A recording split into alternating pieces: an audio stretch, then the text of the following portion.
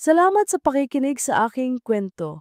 Ang iyong feedback ay makakatulong sa akin na mapabuti at pagandahin PA ang MGA sumusunod na kwento. Maraming salamat po. Umiikot ang kwento si Mara, 28, executive assistant na masipag at maingat sa imahe. May lihim na relasyon sa kanyang kasal na boss na si Daniel. Pakinggan natin ang kwento ngayong araw. Sa unang araw na nagtapos ako ng 8:00 ng gabi sa opisina, ramdam ko ang kakaibang katahimikan na bumabalot sa paligid. Ang MG ilaw ng ibang departments ay patay na at tanging sa floor namin may MGA nakabukas PA. Ako na lang ang natira sa workstation maliban kay Daniel na nasa kanyang opisina at nakasandal sa swivel chair, hawak ang telepono habang nakatitig sa screen. Ako si Mara, 28, executive assistant na halos lahat ng bagay tungkol kay Daniel ay alam ko. Mula sa kanyang calendar hanggang sa MGA sensitibong dokumentong hawak lang ng iilang tao. Ang araw na iyon ay nagsimula tulad ng iba. Dumating ako ng maaga, dala ang 2 tasa ng kape, isa para sa akin at isa para sa kanya. Nasanay na siyang palaging may latte sa mesa niya bago sumapit ang 8:00 ng umaga. Alam ko ang brand na paborito niya, pati ang tamang dami ng syrup na gusto niya. Ganito ang buhay ko.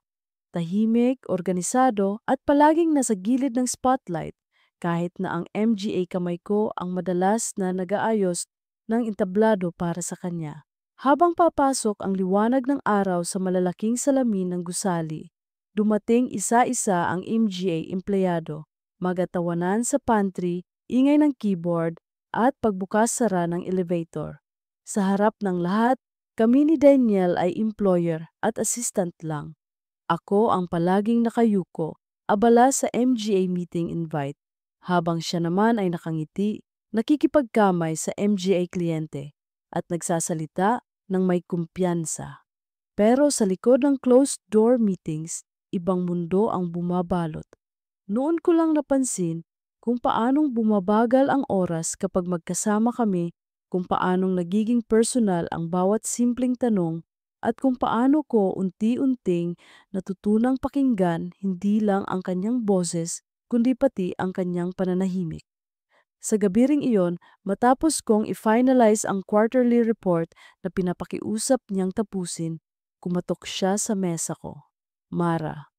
Tawag niya, medyo paos ang boses mula sa buong araw na pakikipag-usap. Pwede ba tayong mag-usap sandali? Tumango ako, kinuha ang notepad ko at sinundan siya sa opisina. Ang ilaw sa loob ay mas malambot, tila mas pribado kaysa sa bukas na floor. Umupo ako sa harap ng kanyang mesa, handang magsulat ng kahit anong utos niya. Pero hindi siya agad nagsalita. Nakatingin lang siya sa akin, parang may hinahanap sa ekspresyon ko. Minsan naisip ko, aniya mabagal, kung gaano kahirap para sa'yo na lagi kang nandito hanggang hating gabi, pero hindi ka nagrereklamo. Ngumiti ako, pilit na pinanatiling profesional ang tono ko. Parte po ng trabaho, sir. At saka, mas mabilis kapag magkasama tayong nagre-review. Natawa siya ng mahina. Sir PA rin? Bulong niya parang biro pero may bigat. Daniel na lang kapag tayo lang. Napalunok ako at sa sandaling iyon, ramdam ko ang pagtibok ng puso kong bumibilis. Sa labas, tuluyan nang lumubog ang araw at ang MJ ilaw ng EDSA ay nagsimulang kumutitap mula sa bintana. Sa loob ng opisina, parang wala nang ibang tao kundi kami. Matapos ang ilang minuto ng katahimikan, bumalik siya sa normal na tono at pinag-usapan namin ang revisions ng report. Pero iba ang pakiramdam. Parang may guhit na natawid na hindi na pwedeng balikan. Nagpatuloy ang MG araw at gabi sa ganoong ritmo. Tuwing umaga, mukha akong ordinaryong empleyado. Naka-blouse, may hawak na folder, nakayuko sa laptop. Tuwing gabi, may MGA sandaling mahirap ipaliwanag. Isang tingin na tumatagal, Isang kamay na tumatama sa kamay ko habang nagpapasa ng dokumento. Isang hiningang mas malapit kaysa dapat. Isang linggo ang lumipas at dumating ang Biyernes. Overtime ulit, ako at siya lang ang naiwan. Tinulungan ko siyang ayusin ang presentation para sa board meeting. Hating gabi na nang matapos kami, tumayo ako para magligpit nang mapansin kong may dilaw na papel sa gilid ng keyboard ko. Isang post-it na hindi ko naman isinulat, nakaukit doon ang tatlong salitang tumagos sa akin. Nakikita kita. Kinilabutan ako, agad kong sinilip si Daniel kung siya ba ang nag-iwan. Pero nakatingin siya sa screen ng laptop niya, abala at seryoso. Hindi siya nagpakita ng kahit anong bakas na siya ang gumawa. Dahan-dahan kong isinilid ang papel sa folder ko, pilit na ikinukubli ang kaba. Umuwi ako ng gabing iyon, sakay ng Grab. Sa labas ng bintana, dumudulas ang MJ ilaw ng syudad. Sa loob ko, dumadagundong ang tanong, sino ang nakakita? Sino ang nag-iwan ng babalang iyon? Pagdating sa kondo, humiga ako pero hindi makatulog. Ang katahimikan ng gabi ay mas malakas PA kaysa sa ingay ng araw. Ang bawat alaala ng tingin ni Daniel, ng tawa niya, ng tinig niyang bumubulong ng pangalan ko, lahat iyon ay biglang nagmistulang ebidensya ng isang bagay na hindi na dapat. Kinabukasan Sabado, inisip kong makakalimutan ko na ang lahat. Pero habang umiinom ako ng kape sa sala, muling bumalik sa isip ko ang post-it. Maliwanag ang araw, ngunit pakiramdam ko'y may aninong sumunod sa akin mula opisina hanggang dito. Hindi ko alam kung saan patungo ang lahat ng ito. Ang sigurado lang, sa likod ng MGA saradong pinto ng opisina, may lihim kaming unti-unting humuhubog ng kapalaran naming pareho. At ngayon may ibang mata na nakatingin. Nagumpisa ang Lunes ko sa isang ilaw na kumikislap mula sa monitor. Urgent, Cebu Pitch. Si Daniel ang nag-forward ng chain, may nakasisi na 2 direktor at isang senior associate. Sa unang linya ng email niya, malinaw ang tono. Kailangan daw ng tao, sa tabi niya nakabisado ang buong deck at ang kalendaryo ng MGA haharaping kliyente bukas ng umaga. Ako iyon ang laging humahawak ng MGA na lalaglag na piraso bago PA man may marinig na kalansing. 7:30 na salo, kuna ang araw sa pantry, nagtitimpla ng kape habang binabasa ang rundown sa cellphone. Pinili kong espresso para sa akin at latte para sa kanya. 2 tasa sa tray na parang bahagi ng uniform ko ang balanse ng init at ingat. Pagdating ko sa mesa, sinalubong ako ng paunang pasaring ni Rina mula admin. Uy, Mara, Sibuna! Sabay sulyap na may halong biro at usisa. Ngumiti lang ako. Back up lang ako sa logistics. Sumilip ako sa glass wall ng opisina ni Daniel. Nakatalikod siya, naka-roll up ang manggas, may hawak na red pen sa pagtitig sa printed slides. Kumuway ako, itinaas ang tasa. Good morning, sabi ko nang pumasok.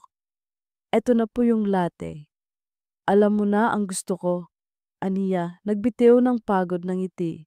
May flight bang pasok sa schedule natin? I prefer late night para may tahimik na oras bago ang meeting bukas. Binuksan ko ang laptop. Mabilis na tinipa ang MGA app ng travel partner namin. May 9:55 p.m. na flight, Terminal 3, sagot ko. Arrival MGA 11:30 p.m. Naka-block na rin ang 8:30 a.m. sa kliyente. I'll book 2 separate rooms sa hotel, nakatapat lang ng venue. Salamat, sagot niya. Tinitigan ako saglit, parang may gustong itanong na hindi niya mahanap ang salita. Mara, make sure walang sabit sa deck. Ayoko nang may di sumusunod sa narrative arc. Tumango ako, itinago sa ngiti ang pamilyar na pintig sa dibdib. Ang hindi ko alam kung kaba, tuwa o parehong magkapatid. Maghapon akong humawak ng thread. Pagbabasa ng kontrata, pagbabawas ng slides, pagdaragdag ng backup appendix, pag-check sa video na ipiplay bilang opener. Lumabas ako ng building sa tanghaling tapat para sunduin ang pirma ng konsultant sa Ayala. Bumalik bago mag-ikot ang orasan sa ikalawang hating gabi. Lumusot sa trapik at pawis, pero hindi ko namalayan. Ang katiwasayan ko ay nagsasara ng pinto sa takot. Parang iyon ang tanging paraan para manatiling tuwid ang MGA paa sa loob ng elevator na nagdadala sa akin pataas at pababa ng araw. Bago mag-alauna, dumating ang email ng account director. Isasama raw si Liza sa pitch para sa social rollout. Bata PA pero mabilis humuli. Biro niya sa tawag. Pwede mo ba siyang i-onboard sa deck flow? Tumango ako kahit alam niyang hindi niya nakikita. I-send mo sa akin ang detalye. Tatabasin ko yung hindi kailangan. Sa gilid ng paningin ko, pumailalim ang munting alaala. Ang dilaw na post-it na natagpuan ko noong Biyernes ng gabi. Nakikita kita. Pinanatili kong nakatiklop ang papel sa loob ng folder sa drawer ko. Ayaw ko nang maalala pero parang may sariling ugali ang MGA salita. Tuwing lumulumang bahagi ng araw ay lumuluwa ang hiya. Sino ang nakakita? Sino ang may alam? Pagkatapos ng lunch na halos hindi ko nalasahan, pinatawag ako ni Daniel para sa mabilis na dry run. Isinara niya ang pinto, inikot ang iPad, at itinutok sa akin ang pointer. Tinapos namin ang unang 50 slides sa loob ng 30 minuto, na parang sayaw na kabisado na namin ang kumpas. Nakapirmi ang kanyang tingin sa akin tuwing tatawid ang argumento mula profitability papuntang brand adjacency. Tuwing may kailangang ipaliwanag, kumikilos ang kamay niya sa ere at sumasabay ang hininga ko. Profesional ang lahat, oo. Pero may MGA saglit kung saan sumasabit ang oras sa pagitan ng isang next slide at isang good job. At doon madalas naglalakad ang gunita ng MGA gabi naming pareho sa opisina. Okay, wakas niya, kinalabit ang relo. You handle the printed decks. Ako na sa narrative at kwanda. Book mo na yung 9:55 p.m. Sabihin mo rin kay Liza kung sasama siya, mag-meet tayo sa lobby ng hotel for a final sync. Copy. Pagsapit ng alas 5, nagsimula ng kumalat ang anino sa sahig. Sa labas, nagbukas ang ulanan, maliit na patak na nagsama-sama at naging belo ng syudad. Nakapila ang MGA tao sa elevator, may hawak na payong at tote bag. Sumulyap sa screen si Rina. Tara, Mara, sabay na. Umiling ako. Mauna ka na, may flight PA ako mamaya. Nakaawang ang bibig niya, parang may tatanungin, pero umurong ang dila. Ingat, sabi niya. At nawala na ako sa 3 ping ng chat na sumunod-sunod sa laptop ko. Nagimpake ako ng manipis na overnight bag, 2 blusa, 1 slacks, scarf, charger at maliit na pouch ng toiletries. Sa desk, sinara ko ang MGA tab, pinatay ang desk lamp at inilagay sa tote ang printed na kopya ng deck na nakatali sa itim na ribbon. Nang pumasok ako sa opisina ni Daniel para sa huling checklist, nasa kasara ang pinto pero may ilaw, PA. Kumatok ako. Nagbukas siya agad, parang inaasahan na niya ako. Ready? Ready? Sagot ko at sa sandaling iyon, kumalmado ang ulan sa labas. Kumuha siya ng coat at kami sabay na lumakad papuntang elevator. Ako sa kanang gilid, siya sa kaliwa. May puwang sa pagitan na parang tulay na tinatawid pero hindi tinatapakan. Alas 8:15, nasa Grab kami papuntang Terminal 3. Nagmamaneho ang trooper habang umiindayog ang wiper. Sumilip ako sa labas, ginuguhitan ng MGA bintana ng bus ang dilim. May sinag ang neon sa basang aspalto. Huminga ng malalim si Daniel. Kumusta ka, Mara? Hindi ko yata na itatanong yan nang hindi tayo nakatutok sa sheet. Pinakiramdaman ko ang sagot. Ayos lang. Busy pero nakakayanan. Hindi ka napapagod sa akin? Tanong niya may kalahating biro. Sa dami ng pinapagawa ko? Pagod at pagod, ngiti ko. Magkaibang bagay sa sawa. Hindi ako sumusuko sa maayos na plano. Tumingin siya sa akin, saglit bago muling ipinako ang tingin sa windshield. Huwag mong kalimutang may sarili ka ring plano. Hindi ko alam kung bakit, pero umahon sa isip ko ang MGA pangarap ko noong kolehiyo. Ang pagnanais na kumuha ng law, ang mundong hindi ko na sinundan dahil sa gastusin ng pamilya. Tuwing binabanggit niya ang plano, parang binubuksan niya ang cabinet na matagal ko nang isinara. Hindi ko alam kung nagpapasalamat ba ako o lalo lang akong nahuhulog sa kung anong hindi ko dapat kinagigiliwan. Sa airport, ang pila sa check-in ay parang mahabang kwento na paulit-ulit, may iilang bagong tauhan pero iisa ang dulo. Boarding pass at baggage tag. Inabot ko ang IDs, minarkahan ang names namin at sinigurong magkalayo ang MGA upuan. Window seat ka, sabi ko, ayos la ako. Napangiti siya, parang naaliw sa sobrang pag-iingat. Mabuti, sagot niya. Mas mabuti. Security, beep ng scanner, hubad ang pulseras at sinturon, balik muli, huminga. Nakaupo kami sa gate 116 bago mag-alas 9:30 at ang oras ay kumakalma sa pagitan ng MGA anunsyo. Sa dulo ng waiting area, nakita ko si Liza may hawak na phone at gumuguhit sa ere ang kamay habang nagkukwento sa kasamang copywriter na hindi ko kilala. Nakasuot siya ng light blazer at sneakers. Batang-bata ang kilos, may kislap ng excitement sa mata ng isang baguhan na gustong patunayang hindi siya basta baguhan lang. Kumaway siya pabalik at mabilis na lumapit. Maamara! Bulong niya, parang hindi mapigilan ang lakas. Sabay pala tayo.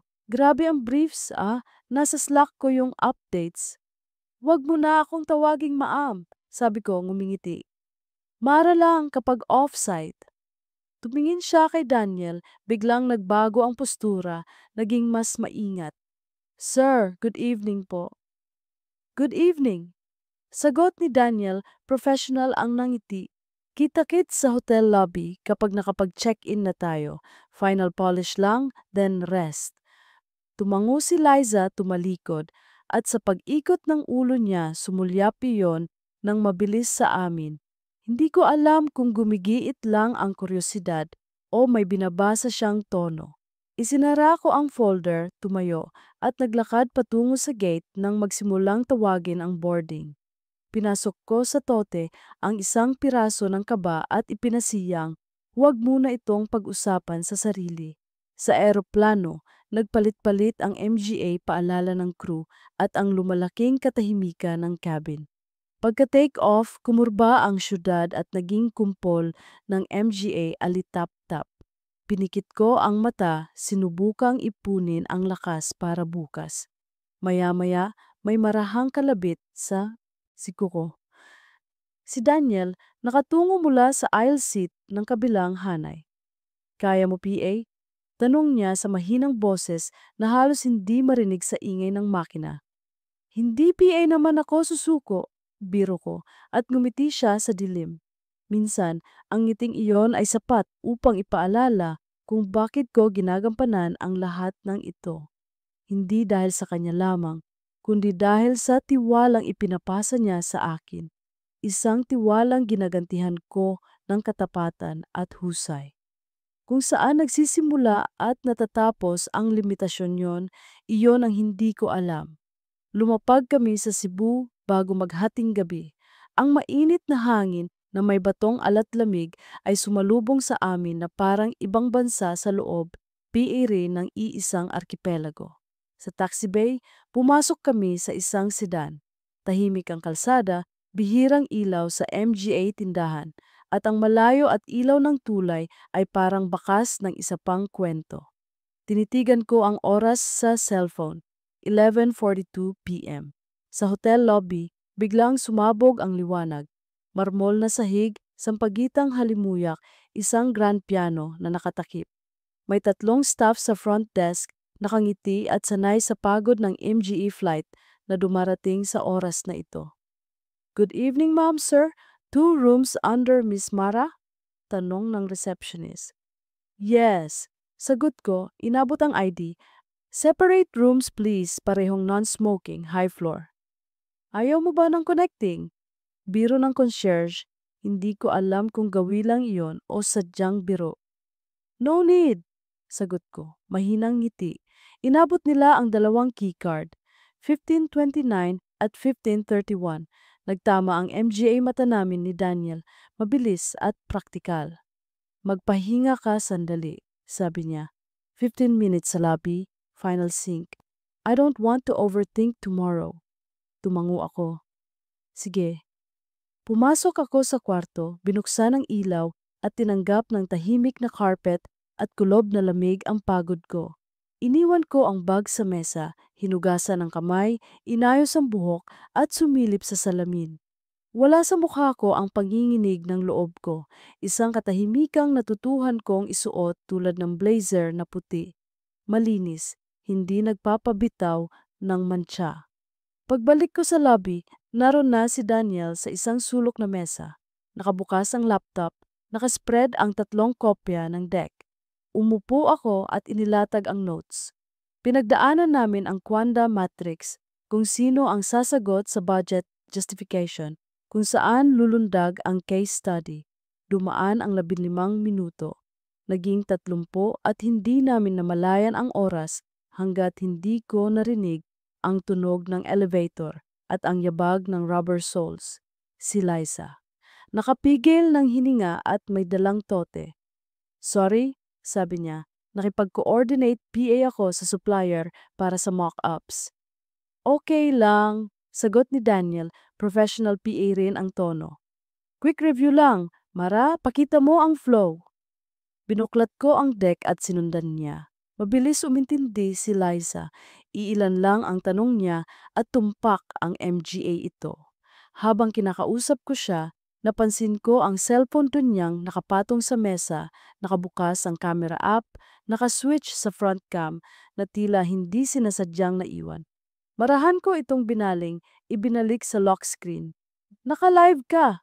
Biro ko at tumawa siya, halatang nahiya. Ay, sorry po. Ugali ko na to. Story dito, story doon. Natapos ang sync pasado alauna. Rest na tayo, sabi ni Daniel, tumayo at ibinulsa ang kamay. Thank you both. Inilagay niya ang laptop sa bag at habang inaayos ko ang MGA papel, tumama ang tingin ko sa malaking salamin sa gilid ng lobby. Isang palamuting nagdodoble sa imahe ng MGA tao sa paligid.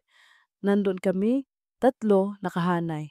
At sa likod may nakaupong bisita na tila nagpapahinga, may hawak na telepono na nakaangat. Nilingon ko at bahagya yung ibinaba, saka naglakad palayo. Liza, tawag ko, okay ka iba? Tumango siya, naginat, at sabay kaming tumayo. Sa mismong sandaling iyon, pinindot niya ang power button ng cellphone, sumindi ang screen, at mabilis niyang hinila ang string ng toti niya. Sige po, good night po. Pagkaakyat ko sa elevator, sinaway ko ang sarili kong isip. Huwag mong patabain ang libro ng MGA haka-haka Mara. Magpahinga ka, bukas, maaga tayo. Sa kwarto, tinanggal ko ang blazer at iniwan ang tela sa ibabaw ng silya. Pinatay ko ang ilaw at pinayagan ng araw ng susunod na lungsod. Ang MGA ilaw nito na pumasok sa siwang ng kurtina. 3 oras na tulog, 3 oras na kailangang maging sapat. Nagising ako sa marahang tunog ng alarm bago PA tumawag ang wake-up call ng hotel. 6:10 a.m. Maalinsangan ang hangin kahit alamig ang aircon, ibang uri ng umaga na may halong dagat.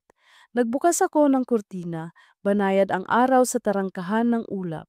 Nagbihis ako sa blouse na kulay abong kumakapit sa balikat ng maingat, sinuklay ang buhok at bumaba sa cafe para sa mabilis na almusal. Nandoon na si Liza, sumisimsim ng kape, nakayuko sa laptop, may nakaplug na earphones. Maaga ka, sabi ko. Naninibago kasi sa kama, sagot niya, ngiting antok. Mara, Mara, Pwede ba akong humingi ng final copy ng appendix slides? May update si social sa KPI phrasing. I-send ko sa'yo sa email. Sagot ko, inangat ang phone. Tumunog ang Slack, ping mula kay Daniel. Final call, 8:10 sa van. Huwag malate. Tumakbo ang oras papuntang 8:00. Pagkakuha ng kape to go, bumalik ako sa room, kinuha ang tote, sinigurong kumpleto ang MGA kopya at bumaba sa driveway. Nandoon na ang van, naka-idle, may driver na ngumingiti. Maya-maya, lumabas si Daniel mula sa elevator. Puting polo, navy na jacket, maingat ang bawat galaw. Let's go. Sa venue, mas mababa sa 10 minuto ang biyahe, pero sapat para maramdaman ko ang pagdikit ng kaba sa loob ng dibdib ko. Ito ang klase ng kaba na kailangan, nagpapatalas, hindi nagpapawalang bisa. Sa reception hall, sinalubong kami ng account director ng kliyente, si Miss Reyes. Matalas ang mata at mabilis ang pakikipagkamay. On time. I like it, sabi niya. Umikot ang umaga sa himig ng projektor at pagtalbog ng MGA salita sa pader. Tumayo si Daniel sa harap, mahinahong tinahi ang narrative. Ako sa tabi, nagtitrigger ng slides. Si Liza sa dulo, on standby sa case study video. Maayos ang lahat, maingat ang lahat. Nang magsimula ang kwanda, karayom ang MGA tanong. Budget, pacing, timelines. Nasagot namin. Nang tumayo si Miss Reyes at ngumiti, alam kong pumasa kami sa sarili naming pamantayan. Wala pang hatol pero may pag-asang nasusukat. Pagkatapos, nag-handshake si Daniel sa MGA kliyente at ako ang humabol sa MGA papeles. Sa isang tabi, dumaan si Liza at mahina ang boses na bumubulong. Maam, Mara, congrats! Ngumiti ako tumango. Good job. Nang makabalik kami sa hotel para mag-check out, mag-aalas 11 na. Flight natin 1:45 p.m., sabi ko. Tinatantya ang oras. May 40 minutes tayo para mag-impake. Meet sa lobby 12:10, sagot ni Daniel. I'll settle some calls. Umakyat ako at sinundan ang ritual ng pag-alis. Fold, zip, scan the room, tingin sa saksakan, tingin sa banyo, balik sa mesa para sa natitirang ballpen. Pagbaba ko, tahimik ang lobby, maaliwalas ang araw sa salamin. Umupo ako sa upuang may tanaw ang pinto.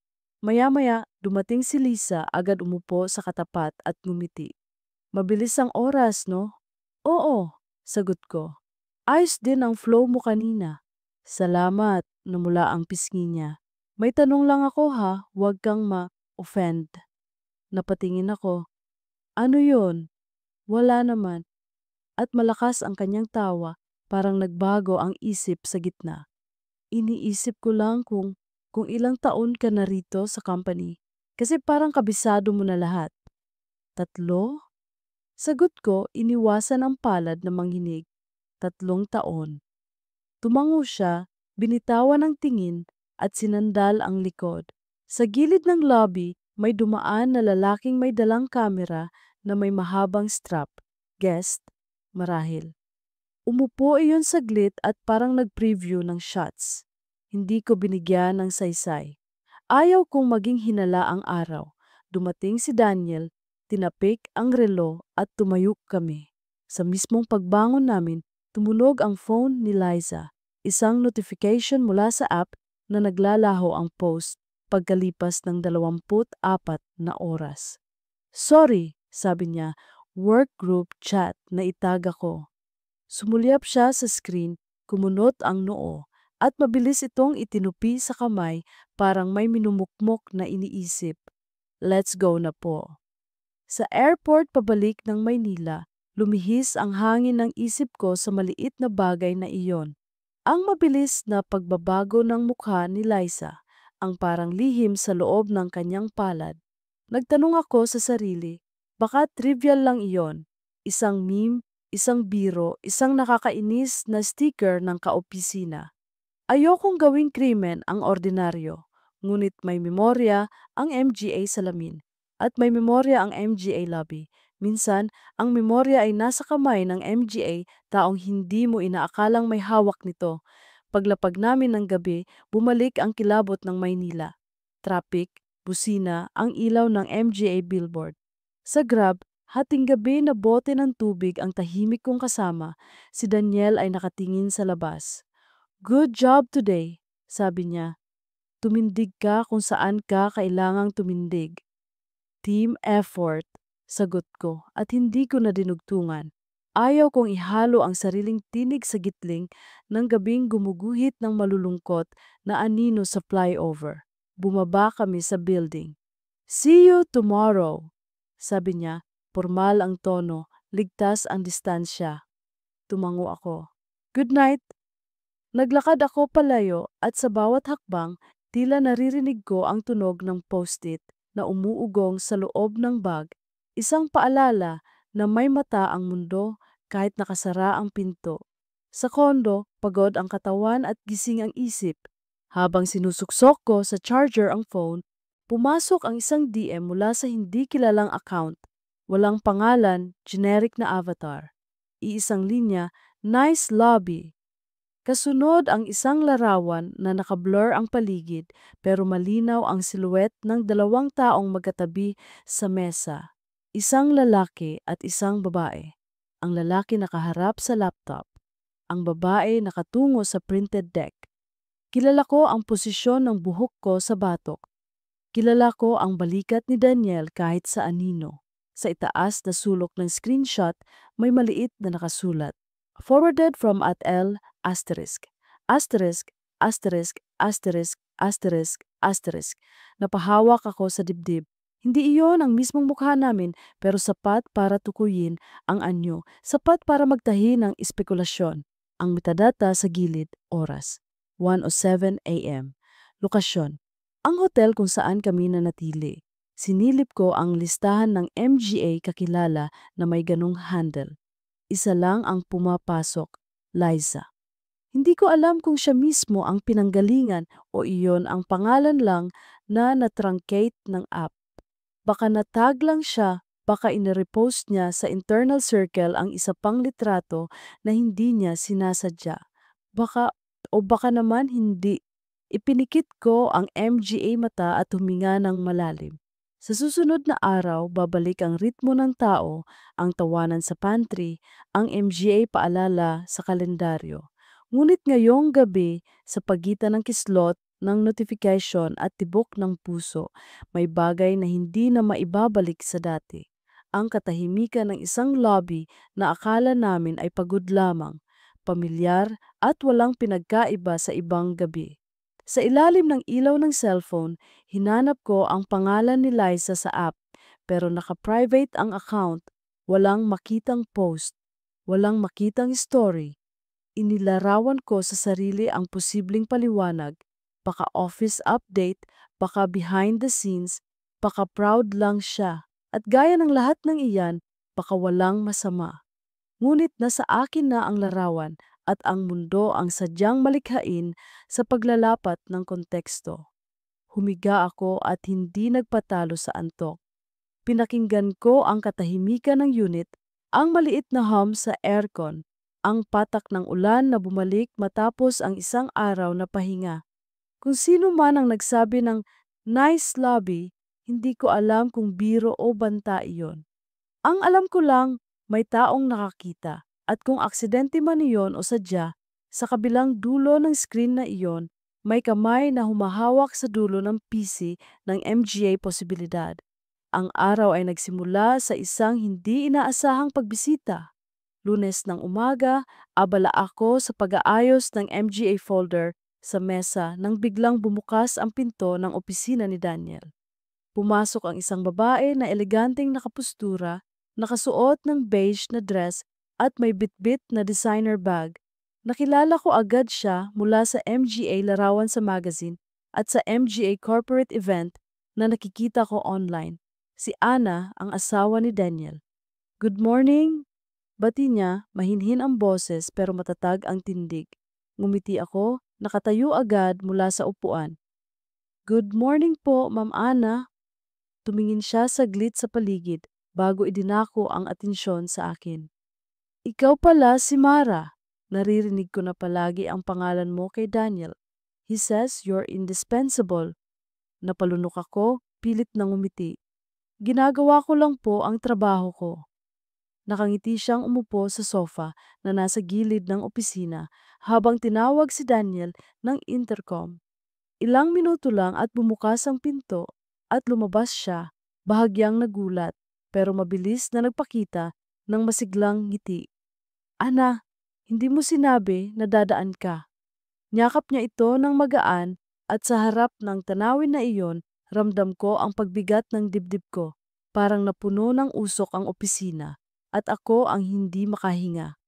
Mamaya na ako aalis. Hindi ako magtatagal, wika ni Anna. Pero gusto kong ikaw na mismo ang magplano ng anniversary dinner natin. I trust your taste. Mara, pwede mo ba akong tulungan? Coordinate mo na lang kay Daniel kung kailan siya free. Parang tinusok ang sikmura ko sa narinig. Ako ang mag-aayos ng selebrasyon ng kanilang kasal. Tumango ako, pinilit na huwag ipakita ang pagkalito sa mukha. Opo, ma'am, ako na po ang bahala.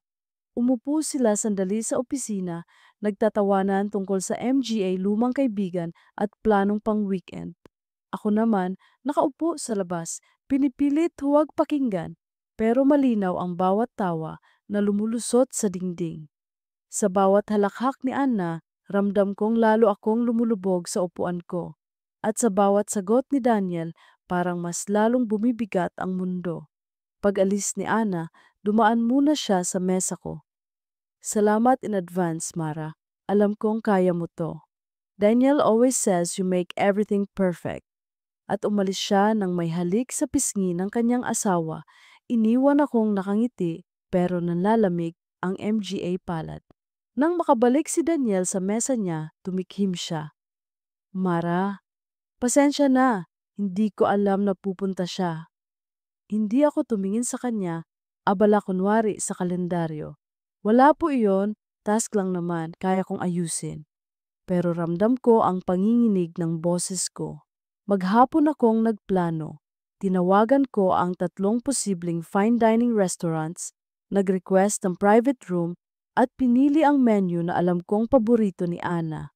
Dahil ilang ulit ko nang narinig iyon mula sa MGA event invitations na inaasikaso ko para kay Daniel. Habang tinitipa ako ang MGA detalye, pakiramdam ko'y para akong nagtatahi ng sarili kong sugat. Kinagabihan, naiwan ulit ako sa opisina.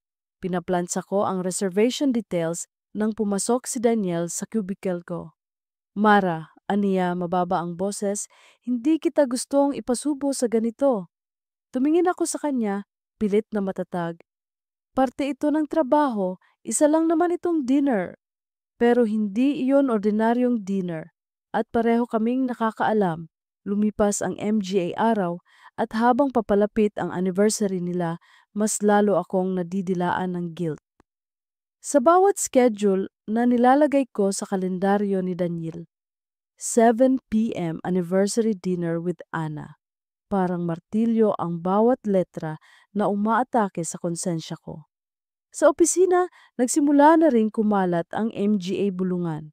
Napansin kong may MGA tingin na dumadapo sa akin tuwing kasabay kong pumasok si Daniel. Si Rina, minsan nagtanong ng pabiro, "Grabe ka, Mara, lagi ka yatang overtime kasama si Sir. Hindi ba boring?" Tumawa lang ako, tinago ang kaba. Maraming deadlines, kaya ganun. Ngunit mas lumala PA ng isang hapon habang kumukuha ako ng dokumento sa printer. May sumabit na maliit na papel sa ilalim ng stack. Isang anonymous note na nakasulat sa ballpen. Mag-ingat ka, Mara. Napasinghap ako, mabilis kong itinupi at itinago sa folder. Tumingin ako sa paligid. Walang tao, tahimik ang floor. Ngunit ramdam kong may MGA matang nakatanim sa bawat galaw ko. Kinagabihan, habang naghihintay ng grab sa lobby ng building, may humintong kasamahan kong si Joel mula IT. Uy Mara, ingat ka sa email mo ha. Napansin kong may kakaibang sign-in attempt sa account mo.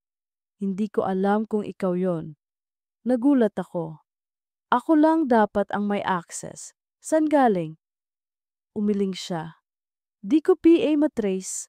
Basta magpalit ka ng password. Tumango ako at lalo pang dumilim ang gabi sa labas ng salamin. Umuwi ako na parang bitbit ang libo-libong tanong. Sino ang nagsusubaybay? Sino ang nagiiwan ng MGA note? At higit sa lahat, hanggang kailan ko kayang dalhin ang lihim na ito na sa bawat araw ay lalong nagiging delikado? Pagdating sa kondo, tinanggal ko ang heels at humiga sa sofa, pero nanatiling gising ang isip. Sa isipan ko'y naglalaban ang dalawang imahe. Si Ana, nakangiting nakaupo sa sofa ng opisina, at si Daniel nakatingin sa akin tuwing kami lang sa closed-door meetings. Sa gitna nila ako, isang babae na hindi makaalis sa gitna ng apoy.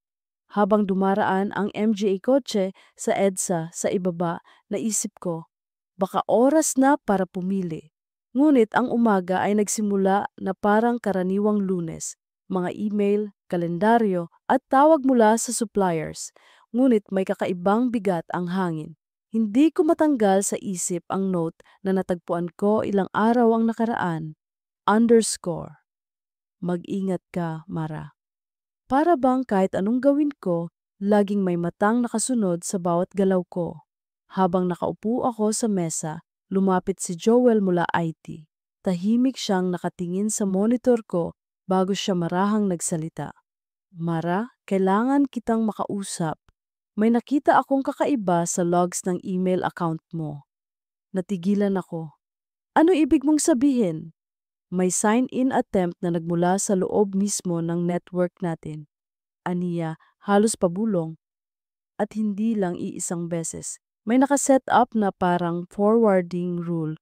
Lahat ng emails na pumapasok sa'yo, may kopyang dumidiretso sa ibang device. Nanginig ang daliri ko sa mouse. Kanino? Umiling siya. Hindi ko PA masabi ng sigurado, pero base sa metadata, mukhang galing sa admin account ng assistant ni Victor. Si Victor ang CFO. Matagal na siyang kilala sa pagiging istrikto at mapagmataas. Ngunit, bakit siya interesado sa akin? Ano ang pakialam niya sa MGA email ko? Magpalit ka agad ng password, dagdag ni Joel. At huwag kang magsasabi kahit kanino na ako ang nag-alert sa'yo. Alam mong sensitibo to. Tumango ako, pilit na pinapakalma ang sarili. Nang umalis siya, tumingin ako sa monitor. Lahat ng email na natanggap ko nitong linggo, schedule ni Daniel, reservation details ng anniversary dinner nila, minutes ng meeting. Baka may ibang mata na ring nakabasa. Kinagabihan, may team offsite kami sa isang beach resort sa Batangas. Officially, team building daw. Pero alam kong mas malaking layunin nito ay para i-relax ang MGA executives bago ang susunod na round ng pitch presentations. Nagbiyahe kami ng maaga, ako, si Daniel, ilang department heads at ang ibang junior staff. Habang papalayo ang VA, and sa EDSA at papasok sa highway, ramdam kong humihiwalay ang sarili ko sa syudad pero hindi sa bigat ng iniisip ko. Sa tabi ko, nakaupo si Liza, abala sa cellphone din niya. Paminsan-minsan ay tumitingin siya sa akin na parang may gustong itanong pero hindi matuloy. Pagdating namin sa resort, sinalubong kami ng amoy ng alat at ingay ng MGA Alon. Maliwanag ang araw at ang init ng hangin ay dumidikit sa balat. Inilagay ko ang bag sa assigned room ko at sumama sa iba sa orientation. Sa likod ng ngiti at tawanan ng MGA kasama, ako lang yata ang hindi makahanap ng kapayapaan. Pagdating ng gabi, may bonfire sa tabing dagat. Nagsimula ang MGA laro, may kantahan at tawa. Ngunit sa gitna ng kasayahan, naramdaman kong may matang nakatingin. Nang lingunin ko si Victor iyon, nakaupo siya sa kabilang dulo ng bilog, hawak ang isang baso ng alak at diretsong nakatitig sa akin. Nang magtagpo ang aming paningin, ngumiti siya, hindi ngiting masaya, kundi ngiting parang may alam. Lumapit siya maya-maya habang kumukuha ako ng tubig. Mara, anya, mababa ang tono. Magaling kang magtrabaho. Hindi ko alam kung paano ka nagagawa ni Daniel na manatiling loyal sa kanya. Napahinto ako. Sir, trabaho lang po ang ginagawa ko. Ngumiti siya, ngunit malamig. Trabaho o baka naman higit PA? Bago ko PA siya masagot, may dumating na ibang kasamahan at nakisabay sa amin. Agad akong tumalikod at bumalik sa grupo, ngunit ramdam ko PA rin ang kanyang tingin na sumusunod sa akin. Kinabukasan, habang nag-aalmusal, lumapit si Daniel. Mara, everything okay? Tanong niya. Parang napapansin ang bigat sa mukha ko. Umiling ako, nagkunwaring normal. Okay lang po, medyo pagod lang sa biyahe. Ngunit hindi ko kayang ikwento ang lahat sa kanya. Paano ko sasabihin na may MGA email kong ina-access ng ibang tao? Paano ko aaminin na baka si Victor mismo ang nasa likod nito? At higit sa lahat, paano ko ipagtatapat na takot na ako sa posibleng mangyari kapag lumabas ang totoo? Pagbalik namin sa Maynila, bumigat lalo ang atmosphere sa opisina. Si Victor, tila may lakas ng loob na magbitiw ng MGA biro na may laman. Sa isang meeting, habang nagre-review ng financial projections, bigla niyang sinabi, Daniel, buti na lang may Mara ka. Hindi ko alam kung saan ka pupulutin kung wala siya. Tumawa ang iba, pero may kakaibang tono sa pagkakasabi niya. Parang may ibinubulong na hindi masabi ng direkta. Pagkatapos ng meeting, lumapit si Daniel sa akin. Ignore him. Ganyan lang talaga yon. Pero hindi ko maiwasang magtanong sa sarili, underscore. Paano kung hindi lang biro? Sa bawat gabi na naiwan ako sa opisina, naririnig ko ang tiktak ng orasan na parang martilyo. Ang bawat email na pumapasok, bawat tawag, bawat meeting na isinasara ko para kay Daniel, lahat ng iyon baka may ibang mataring nakasubaybay. At sa gitna ng lahat ng iyon, isa lang ang malinaw. Mas lumalalim ang lihim namin ni Daniel at mas dumarami ang panganib na maaaring sumabog anumang oras. Sa gabing iyon, habang nakaupo ako sa kondo at nakatitig sa MGA ilaw ng syudad, naramdaman ko ang hindi maipaliwanag na kaba. Hindi lang ito tungkol sa relasyon naming dalawa. Ito'y tungkol na, sa araw ng malaking pitch, nagsimula akong gumising ng mas maaga kaysa dati. Alas 5 p.m. lang ng umaga, nakabukas na ang laptop ko sa dining table ng kondo. Pinupulido ang huling detalye ng presentation deck. Ang ilaw ng syudad sa labas ay nagsisimula PA lamang magdilim mula sa gabi at ang kape sa tabi ko ay mabilis nang lumamig. Habang binabasa ko ang bawat slide, ramdam ko ang presyon na parang dumadagundong sa loob ng dibdib ko. Hindi lang ito basta client presentation. Ito ang kontratang pwedeng magtakda ng direksyon ng kumpanya para sa susunod na taon. At alam kong ako ang nasa likod ng lahat ng paghahabi ng mensahe, bagaman ang pangalan na mababanggit sa entablado ay kay Daniel. Pagsapit ng alas 7, nasa opisina na ako.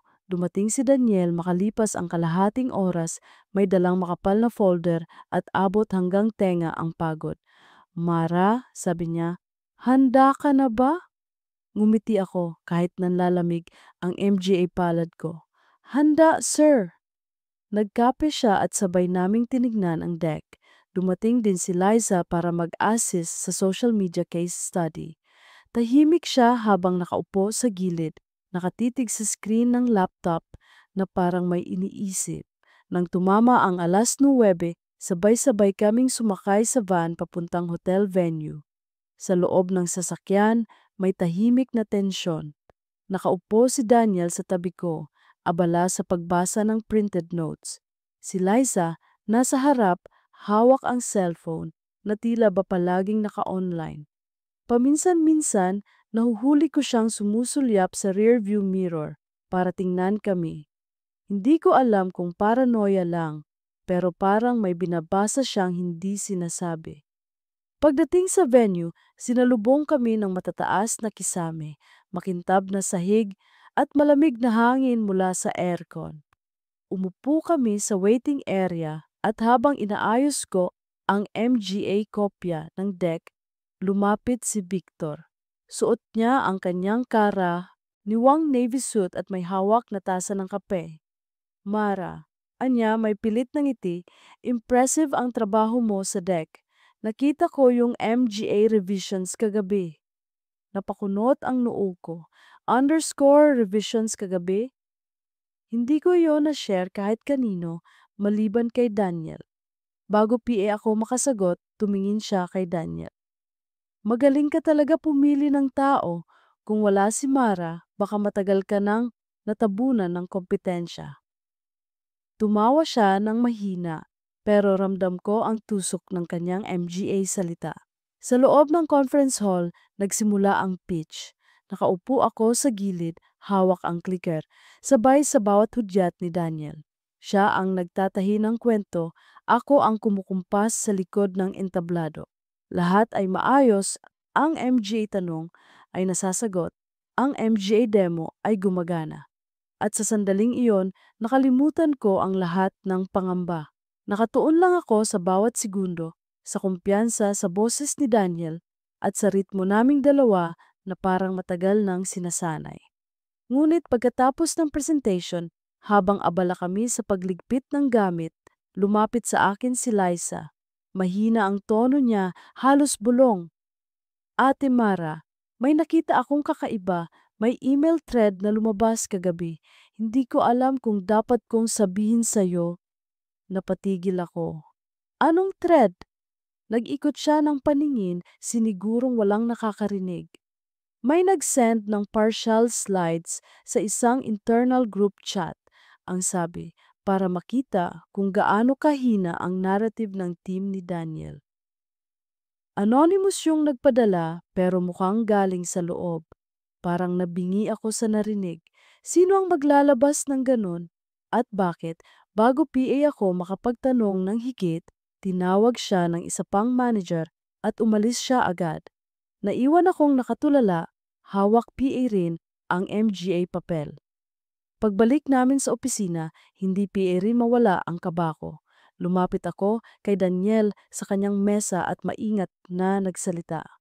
Sir, may nag-leak daw ng slides kagabi. Parsyal lang pero napakunot ang noo niya. Ano? Sino ang nagsabi? Umiling ako. Hindi ko alam. Pero baka may gumagalaw sa loob na hindi natin alam. Nagtagal ang katahimikan. Tinitigan niya ako, mahigpit ang panga. Mara, bantayan mo lahat ng files. I-double check mo ang access logs. Ayokong may makalusot na ganito ulit. Tumango ako. Ngunit sa loob-loob ko, alam kong mas malalim ang problema. Hindi lang simpleng leak ang nangyayari. May MGA matang nagbabantay at may kamay na sadyang gumagalaw para guluhin kami. Kinagabihan, habang nag-overtime ako para tingnan ang access logs, nakaramdam ako ng pagod na hindi na lang pisikal. Nasa gitna ako ng pag-check ng MGA folder nang biglang may lumabas na pop-up notification.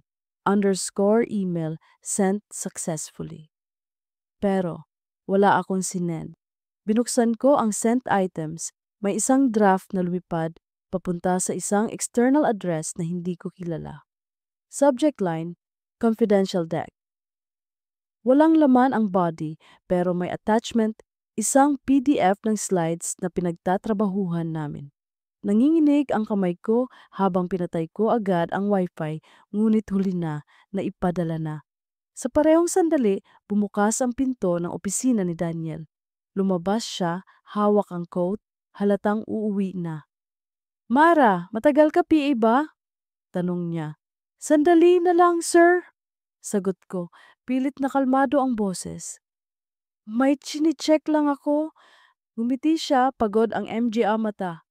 Don't stay too late. Ingat ka pa uwi. At umalis siya, hindi alam na halos mahulog na ako sa upuan sa bigat ng sikreto kong natuklasan. Nang tuluyang natahimik ang floor at ako na lang ang natira, tinitigan ko ang screen. May nagmamaniobra, sa system at hindi ko alam kung paano ko mapipigilan. At sa katahimikan ng gabing iyon, alam kong ang MGA lihim naming tinatago ay hindi naligtas. May ibang kamay na naglalaro sa gitna ng dilim. Martes ng umaga, kasi simula, PA lang ng araw nang dumating ang email na yayanig sa lahat. Habang nagche-check ako ng inbox, biglang may subject line na bumungad, Anonymous Report, Inappropriate Conduct. Na-forward ito ng HR sa buong executive team. Nanlamig ako.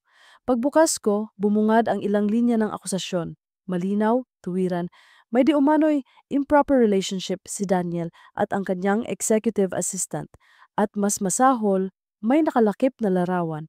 Kuha mula sa lobby ng isang hotel, kami ni Daniel na magkasabay nakaupo, nakayuko sa MGA papeles. Malapit ang MGA katawan. Hindi iyon larawan ng isang halik o yakap, ngunit sapat na upang magbigay ng maling impresyon.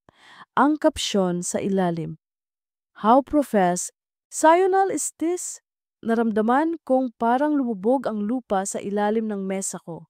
Agad kong isinara ang laptop, tumigil para makahinga at tiningnan kung may nakakapansin. Sa paligid, abala ang MGA tao sa kani-kanilang gawain. Ngunit ramdam ko ang MGA bulungan na unti-unting nagsisimula. Ilang minuto lang lumabas si Daniel mula sa opisina niya, hawak ang cellphone at mabilis akong tinawag, Mara, inside now! Pumasok ako, isinara ang pinto. Nakapamewang siya, halatang galit at balisa. Nakita mo ba yon? Tumango ako, halos hindi makatingin. Oo, may nag-set up nito. Aniya, mariin ang tono. Hindi ko alam kung sino, pero malinaw na may agenda sila. Hindi ako makapagsalita. Ang isip ko'y naguunahan sa MGA tanong. Sino ang nagpadala? Si Victor ba? Si Liza? O may iba PA? Bago PA kami makapag-usap ng mas mahaba, pumasok ang tawag mula sa HR. Daniel, kailangan ka namin sa meeting room 4, confidential investigation. Lumingon siya sa akin, mahigpit ang panga. Stay calm. Huwag kang magsasalita kahit kanino hanggat hindi natin alam ang galaw nila. Naiwan akong mag-isa sa opisina, nanginginig ang kamay. Sa labas, may MGA matang nakasilip, parang gustong basahin ang bawat ekspresyon ko. Sa meeting room, halos 3 oras si Daniel. Ako naman, kinakausap ng ibang staff ng HR, makalipas ang kalahating oras. 2 tao ang nag-interview sa akin, parehong seryoso. Miss Mara, gaano ka-close ang relasyon ninyo ni Mr. Daniel? Tanong ng isa, diretso. Professional, sagot ko, halos mekanikal. Ako ang nag-aayos ng schedule niya, nagha-handle ng documents, wala nang iba. May nakapansin na madalas kayong sabay umuwi, sabay dumating. Ano masasabi mo roon? Nilunok ko ang kaba.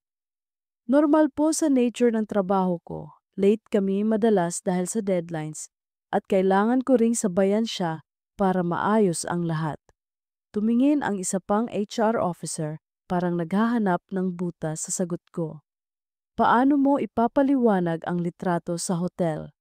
Huminga ako ng malalim. Business trip po iyon. Final sync ng pitch. May kasama PA kaming ibang empleyado roon. Hindi ko binanggit ang pangalan ni Liza. Ayokong madamay siya kahit alam kong baka siya mismo ang dahilan kung bakit may kuha ang gabing iyon. Pagkatapos ng interview, bumalik ako sa mesa ko na parang nilagnat. May MGA kasamahan na biglang tumahimik nang dumaan ako at may ilan na hindi maitago ang usisa sa MGA mata nila. Kinagabihan, nasa kondo ako nakatitig sa screen ng laptop. Binalikan ko ang metadata ng larawan.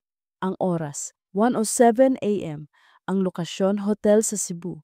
At higit sa lahat, may naka-embed na pangalan ng device na pinanggalingan _Liza, phone 12 _. Halos mabitawan ko ang mouse. Si Liza? Siya ba talaga? O may kumuha ng device niya para gamitin laban sa amin? Kinabukasan, tinawagan ako ni Joel mula IT. Mara, may nakita akong pattern. Yung email na pinadala sa HR dumaan sa isang proxy. Pero bago iyon, may bakas na parang galing sa loob. At guess what? Sa device ng assistant ni Victor ang pinagmulan ng forwarding rule. Pinisil ko ang sentido ko ng lalambot. So si Victor, hindi ko PA masasabi ng direkta, pero malinaw na may koneksyon. Ingat ka, Mara, lalo na ngayon. Samantala, si Daniel halos hindi nagpapakita. Madalas nasa boardroom, kinakausap ng MGA direktor. Minsan, makikita ko siyang nakatitig sa bintana ng opisina. Malayo ang tingin, tila ba nakikipag-usap sa sarili kung paano lalaban sa unos na ito. Isang gabi, matapos ang mahaba at nakakapagod na araw, pinatawag niya ako. Mara, sabi niya, pagod ang boses, we need to decide. Dalawa lang ang option natin, aminin ang lahat at harapin ang konsekwensya. O itanggi hanggang dulo. Pero alinman may mawawala sa atin. Tahimik ako, hindi ko alam kung anong pipiliin. Ang career na pinaghirapan ko o ang damdaming hindi ko inaasahang mamahalin. Bumalik ako sa kondo ng gabing iyon, dala ang tanong na iyon sa dibdib ko. Sa bintana, kita ang MGA ilaw ng syudad maliwanag ngunit nakakatakot. At sa loob ng inbox ko, may bagong email mula sa anonymous account. This is just the beginning. Napatigil ako, nakatitig sa screen. Ang MGA palad ko'y malamig at ang mundo ko'y lalo pang lumabo. Sa puntong iyon, alam kong hindi lang basta intriga o tsismis ang hinaharap namin. Isa itong laban na may naglalarong kamay sa dilim at kami ang pangunahing target. Okay, min, them, buok, lock.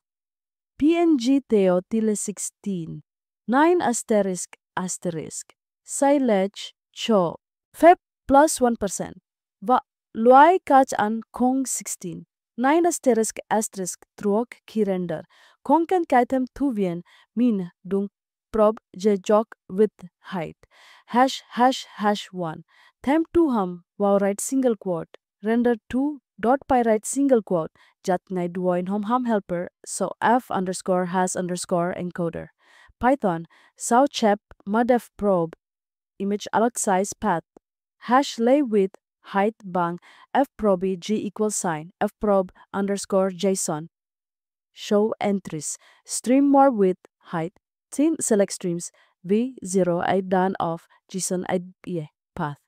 If streams not in J or not J streams, raise runtime error, no video stream found. W equals sign int J streams, 0 width. H equals sign int J streams, 0 height. Return W HDiff filter underscore PNGs underscore 16 x9 PNG underscore paths tall equals sign 0.01. Jew and Co. WH 16/9 vertical bar equals sign tall magjin 1%. Travedange sach an hopple in ra so an b loy nuko. Keep dropped equal sign target equal sign 16/9 for p in png underscore paths. Try w h equal sign probe image size p if h 0 and abs w per h target equal sign tall keep append p else dropped at append p wh exception dropped at append p none if dropped names equal sign dot join os path base name x0 for x in dropped 8 more equal sign f slash len dropped minus 8 more. If len dropped 8 else print f loy len dropped ansh kong 16 9 names more return keep hash 2. Sua process underscore folder is jedung block 16 9 asterisk asterisk thai asterisk Joan lay PNG hian Thai Python so chep mo punks equal sign sorted glob os path join subdir image asterisk dot pang if not PNGs printf bo qua subdir kong ko PNG return false bang Python so chep ma punks underscores all equal sign sorted glob draw glob os dot path join f subdir sa image asterisk dot pang Panjas equal sign filter underscore panjas underscore 16x9 panjas underscore all tall equal sign 0.01 hash plus 1% silent. If not punks print f. Bo qua subdir kong cho png 16 9 hop le return false way la khiche script situ. Luai ansitile or vachi render catch png chuan asterisk asterisk 16 9 asterisk asterisk pan kon lai chia thoi luangju burn-in / soft sub and beans. Gungwin hu file hia takwaban. Okay, minswa bolog je opo chilwai an kotiluan. 1. Buong. Kon kats tile kach ju giulai. Duai jai la kats, thai to theo cho right single quote. Render 2.p. Hash hash hash 1. Tem ham log an kong buong. Jat kan probe underscore image underscore size. Python. Sauchep mon def filter underscore pinges underscore not underscore 1x1. Ponche underscore paths. Tall equal sign 0.01. I loai until approximately 1 vertical bar w/h 1 vertical bar equal sign tall. Mak jin dung sai 1%. Travedang sak an kaonga vuong. Keep dropped equal sign for p in punja underscore paths. Try wh equal sign probe image size p. If h0 and abs w per h 1.0 equal sign tall dropped append p wh else keep append p except exception hash new hong jok juok size t cho vow drop append p none if drop names equal sign dot join os dot path base name x 0 for x in drop 8 more equal sign f plus len drop minus 8 more if len dropped 8 else print off loai len dropped anshti la approximately 1 name some more return keep hash 2 swap process underscore folder jedung bulok moy tejuan lai pnj python sauchep mapangs underscore all equal sign sorted glob as path adjoin at subdir as image asterisk dot pngs equal sign filter underscore pans underscore not underscore 1x1 pans underscore all tall equal sign 0.01 hash luai and vuong 1 if not pansa print up bukwa subdir Hong Kong panj hopli jaluai and 1 return false gichu asterisk right single quote tall equal sign 0.01 right single quote nya la choi and trong kuang plus 1% kuan 1 la wong vi dumat ahan like sounded pans se juot shoi gan wong asterisk no ban muon gat hon thuang hon chinha tall woody right single quote 0.005 right single quote huak right single quote 0.02 Ako si Mara, 28 taong gulang at sa loob ng 4 na taon ay naging halos anino na ako ng aking boss na si Daniel. Executive assistant ang tawag nila pero sa totoo lang para akong humihinga para sa kanya. Ako ang kumakapa ng MGA detalye ng bawat araw mula sa pag-block ng calendar hanggang sa pagbabantay sa MGA email na hindi niya kailanman binubuksan. Sa umaga, normal ang lahat. Kape sa desk, ilaw na unti-unting sumisindi sa floor to, ceiling windows ng opisina, at ang ritmo ng keyboard na parang pulso ng isang katawan na hindi pwedeng huminto. Si Daniel ay kilala sa kumpanya bilang tahimik pero matalim. Ang MGA salita niya sa meeting ay hindi kailanman sobra. Bawat isa ay tinutumbasan ng bigat. Ako ang humahabol sa likod niya, nag-aayos ng MGA dokumentong kailangan sa eksaktong oras at nagtatakip ng MGA pagkukulang ng ibang tao bago PA man niya ito makita. Pero sa gabi, lalo na sa MGA overtime kung saan kaming dalawa lang ang natitira sa opisina, nagiging ibang kwento ang lahat. Naalala ko ang unang beses na tumagal kami hanggang alas 10 ng gabi sa boardroom. Nakakalat ang MGA papel sa mesa, may half-empty na MGA tasa ng kape, at ang lamig ng aircon na parang hindi tinatablan ng init ng tensyon sa pagitan naming dalawa. Nang lumapit siya sa gilid ko para ipakita kung paano niya gustong baguhin ang isang slide sa presentation, naramdaman ko ang init ng kanyang hininga sa batok ko. Isang iglap iyon, pero mula roon, nagbago ang lahat. Hindi na kami bumalik sa dati. Araw-araw, maingat akong nagsusuot ng maskara ng pagiging profesional. Sa elevator, hindi ko siya tinitingnan ng diretso. Sa pantry, kapag may ibang tao, laging Sir Daniel ang tawag ko at pinapanatili kong may distansya. Pero kapag lumalalim ang gabi at kaming dalawa na lang ang naron, nagiging maliit ang mundo. Ang bawat bulong niya, ang bawat pagpikit ko, lahat iyon ay nagiging lihim. Naamin lang. May MGA sandaling pakiramdam ko ay kaya kong isuko ang lahat. Ang career na pinaghirapan ko, ang reputasyon na iniingatan ko. Para lang manatili sa loob ng saradong pintuang iyon, kasama siya. Pero tuwing umaga, sa oras ng MGA meeting, ramdam ko ang bigat ng katotohanan. May asawa siya, si Carmela, na kilala sa social circles. Minsan, maririnig ko ang pangalan niya sa usapan ng MGA kliyente. Laging kasama sa MGA Charity Gala at MGA Magazine Spread. At ako, isa lang akong pangalan sa ID Lace na madaling palitan.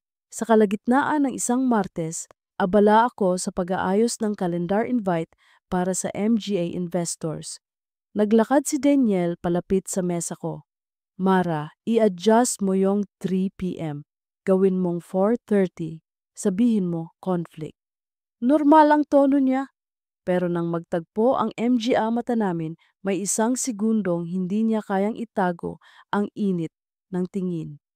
Agad kong ibinaba ang paningin ko sa screen. Kunwari abala, pero ramdam ko ang bilis ng tibok ng puso ko. Lumipas ang MGA araw, at sa bawat overtime, mas lumalalim ang ugnayan namin. Minsan, sasabihin niyang kailangan naming mag-review ng kontrata, pero ang totoo, nagtatagal lang kami sa boardroom para mag-usap ng MGA bagay na wala sa minutes ng meeting. MGA pangarap niya, MGA takot ko. Minsan, hindi na namin kailangan ng salita, sapat na ang MGA titig. Ngunit habang tumatagal, nararamdaman ko rin ang panganib.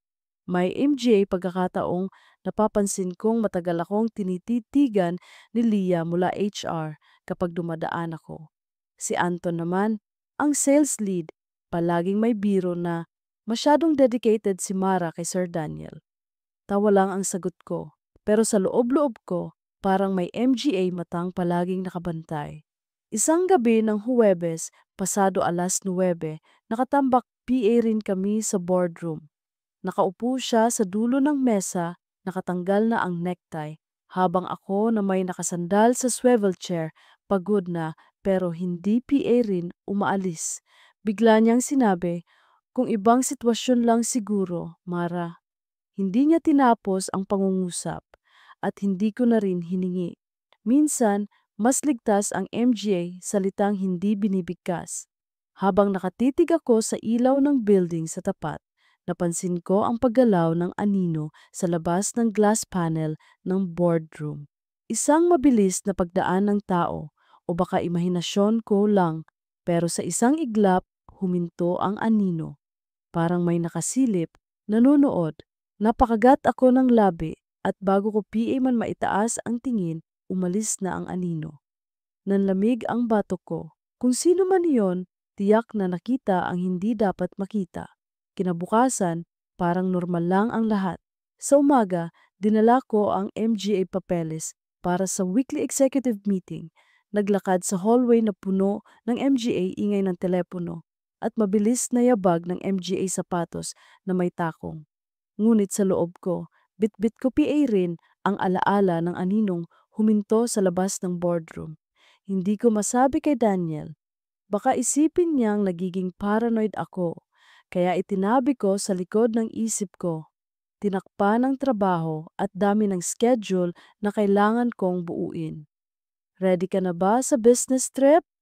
Tanong niya sa akin bandang tanghali habang nakaupo siya sa mesa niya at ako na may nakatayo. nagbabasa ng itinerary. Opo, sir. Nakaayos na po ang lahat. Flight bukas ng alas 7, check-in sa hotel bago mag-lunch meeting. Then dinner with clients. Tumango lang siya, pero nang sandaling tumagpo ang MGA mata namin, may bigat sa kanyang tingin na parang sinasabi, hindi lang trabaho ang trip na ito. Biyernes ng madaling araw, magkasabay kaming umalis mula sa opisina gamit ang itim na sedan ng kumpanya. Nasa unahan si Rico, ang driver, tahimik lang na nakikinig sa radyo. Ako naman, abala sa pag-scroll ng MGA notes sa phone ko. Kunwari, walang ibang iniisip. Pero sa bawat paglingon ko sa bintana, ramdam kong nakatutok sa akin ang MGA mata ni Daniel mula sa likod. Pagdating sa airport, mabilis ang lahat. VIP lane, mabilis na pag-check-in. Parang ordinaryong business trip para sa lahat ng makakakita. Pero para sa aki, isang pagkakataon na naman itong manatili sa tabi niya ng mas matagal nang walang bantay na oras ng opisina. Pagdating namin sa hotel lobby sa Makati, nakangiti ang receptionist. Good morning, Mr. Villaruel. Double room po ba ulit? Nanlaki ang MGA mata ko. Bago PA ako makasagot, mabilis siyang ngumiti at nagsabing, sorry po, single rooms pala. Naalala ko lang po kasi last month. Umirap si Daniel ng kaunti pero mahinahong sumagot, separate rooms, as always. Tinapik niya ang kamay ko sa ilalim ng counter halos hindi halata. Ramdam ko ang init, ramdam ko rin ang bigat ng ibig sabihin. Hindi kami pwedeng magpakampante. May nakakaalala, may nakakakita. Sa unang araw ng meetings, nakaupo kami sa mahabang mesa kasama ang MGA kliyente. Professional ang lahat, presentations, graphs, projections.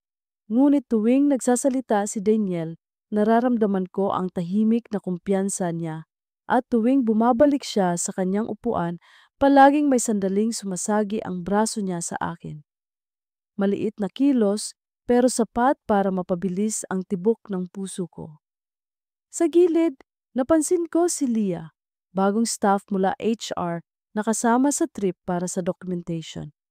Tahimik lang siya pero parang masyadong maingat ang MGA mata, lalo na kapag napapatingin siya sa pagitan naming dalawa.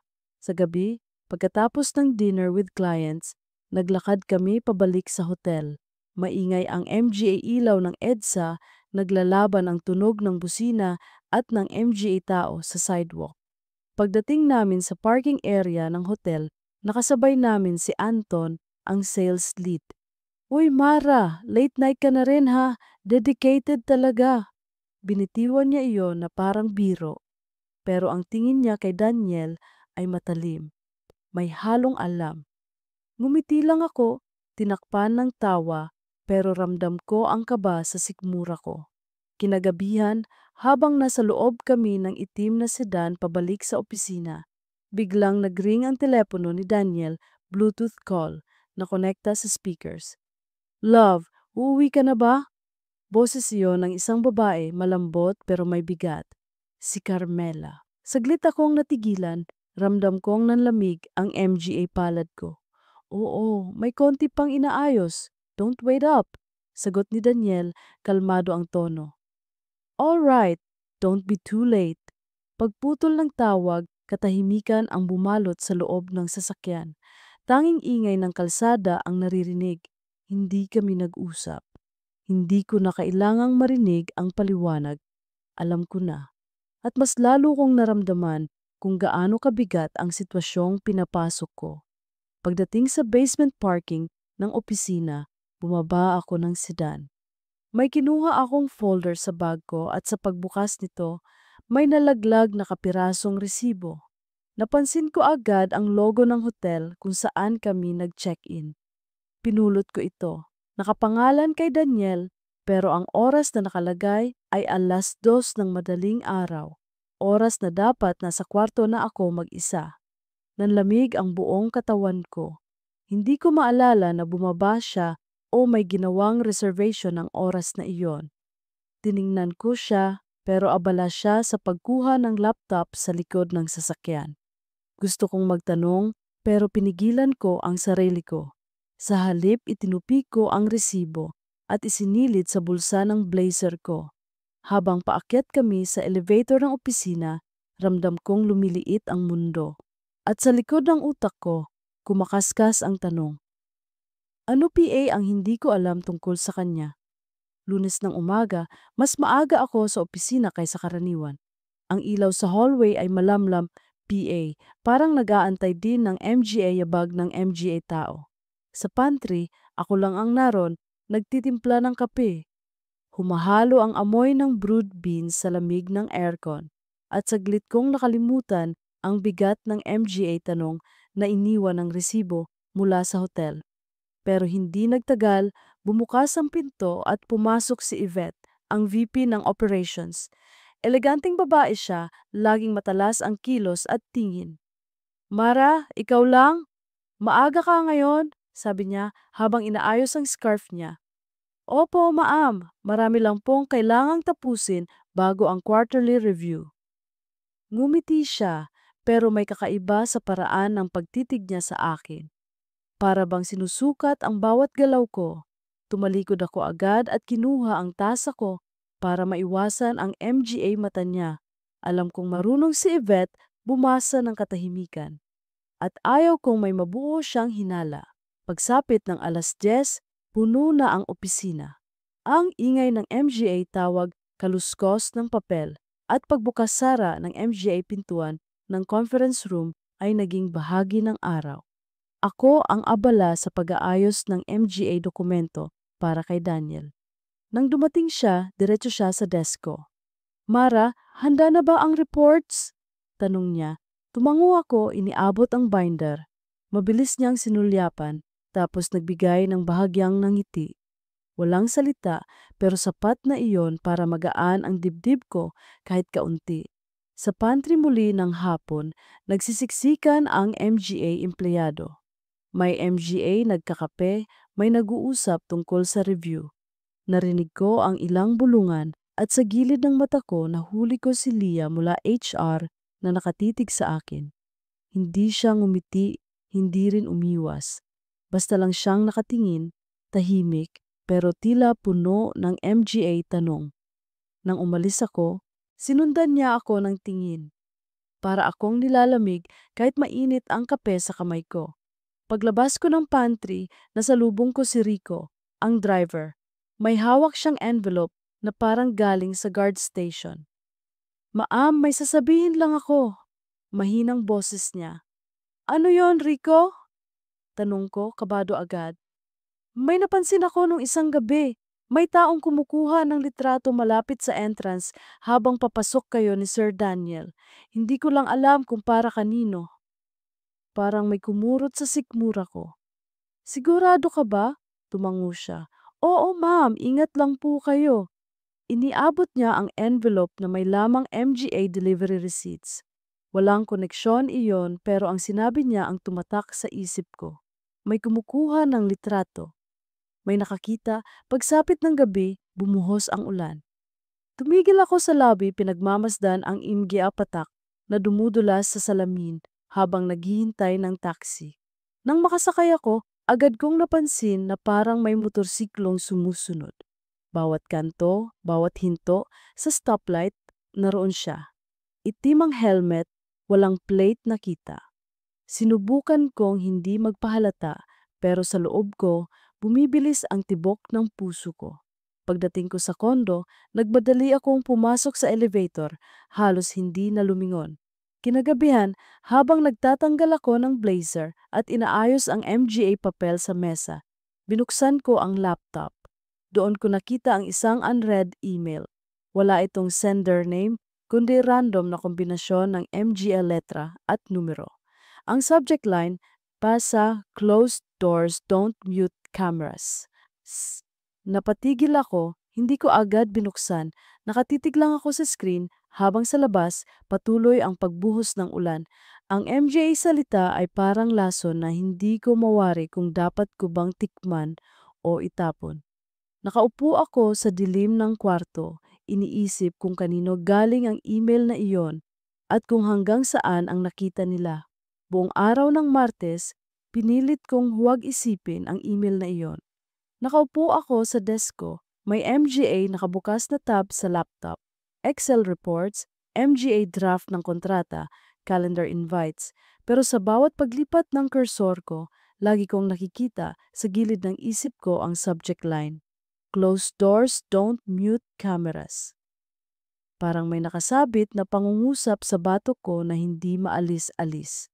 Ngunit alam kong hindi ako pwedeng madistract. Hindi sa araw na iyon dahil puno ng meetings ang schedule ni Daniel at ako ang dapat kumilos para manatiling maayos ang lahat. Sa unang meeting PA lang, nakaharap siya sa MGA kliyente habang ako na may nasa likod, nagtatala ng notes. Malinaw ang tinig niya, tiyak ang bawat salita. Wala ni isang bahid ng pagkailang o kaba. At habang pinagmamasdan ko siya, naisip ko, paano niya nagagawang manatiling buo, samantalang ako ay unti-unting kinakain ng takot. Nang matapos ang meeting, mabilis siyang lumapit sa akin. "Mara, ayusin mo na ang deck para sa susunod na session. I-block mo na rin ang oras ko mamayang gabi, family dinner. Sabihin mo, prior commitment." Family dinner. Tahimik akong tumango, pero ang dalawang salitang iyon ay parang pako na bumaon sa dibdib ko. Paalala kung nasaan ang linya, kung hanggang saan lang talaga ako puwede. Ako ang kasangga niya sa trabaho, ang kanang kamay na laging naroon. Ngunit sa labas ng opisina, may ibang buhay siya, may asawa, may mundong hindi ko kayang agawin. Tanghali na at abala ang lahat sa cafeteria.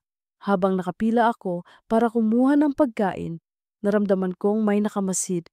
Paglingon ko, si Leah mula HR. Nakaupo siya sa malapit na mesa, nagkakape, ngunit ang MGA mata niya ay nakatutok sa akin. Hindi siya ngumiti, hindi rin umiwas. Parang hinahamon ako na magpaliwanag kahit wala naman siyang sinasabi. Pinili kong balewalain iyon.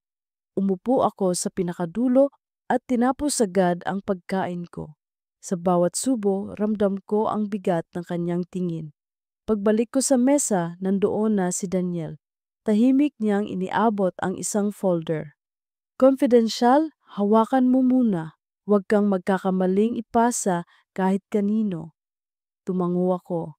Sanay na ako sa bigat ng tiwala niya, ngunit sa araw na iyon, parang mas mabigat kaysa dati. Hindi ko alam kung dahil sa folder o dahil sa email na hindi ko PA rin binubuksan. Pagsapit ng hapon, sunod-sunod ang tawag, emails at coordination. Para akong nakikipaglaban sa oras.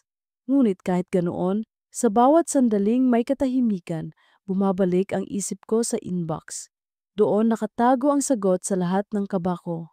Ngunit wala PA rin akong lakas ng loob na buksan iyon. Siguro dahil alam kong kapag binuksan ko, wala nang atrasan. Bandang 7:00, nagdesisyon akong huwag mag-overtime. Gusto kong umuwi agad, makalayo muna. Habang lumalakad ako palabas ng building, ramdam ko ang dampi ng malamig na hangin sa mukha. Ang langit ay nagbabadya ng ulan. Sumakay ako ng taxi at pinilit kong tumingin lang sa kalsada.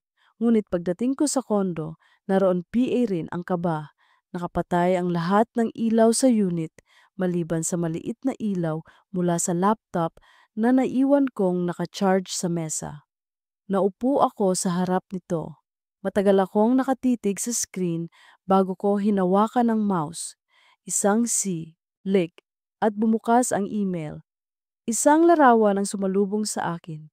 Ako at si Daniel nakaupo sa isang sofa sa lobby ng hotel noong business trip. Nakatalikod siya, ngunit malinaw na nakahilig ako sa balikat niya. Nakangiti sa isang bagay na sinabi niya. Ang larawan ay kuha mula sa salamin, malabo pero walang pwedeng magsabing hindi kami iyon.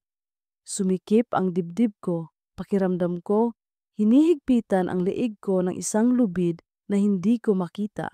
At bago PA ako makabawi, dumating ang kasunod na email. Parehong sender, parehong walang pangalan. Kung hindi kayo aamin, ipapadala ko ito sa HR at sa asawa niya. Monthly town hall, perfect timing. Nanginginig ang MGA kamay ko habang binabasa ko iyon. Ang monthly town hall ay sa susunod na linggo. Isang event kung saan naroon ang lahat ng empleyado, pati media at ilang partners. Kung mailabas ang larawan doon, hindi lang ang karir ko ang masisira, kundi pati ang pangalan ni Daniel, pati ang kumpanya. Napatayo ako mula sa mesa, naglakad-lakad sa sala na parang wala akong mapwestuhan. Ang ulan sa labas ay nagsimula na, kumakalampag sa bintana. Sa bawat patak, parang may kumakatok sa konsensya ko. Ano ang dapat kong gawin? Ipaalam ba kay Daniel o sarilinin ito at subukang hanapan ng paraan? Ngunit higit sa lahat, isang tanong ang bumabalik-balik. Sino ang nagpadala? Sino ang nakakita sa amin?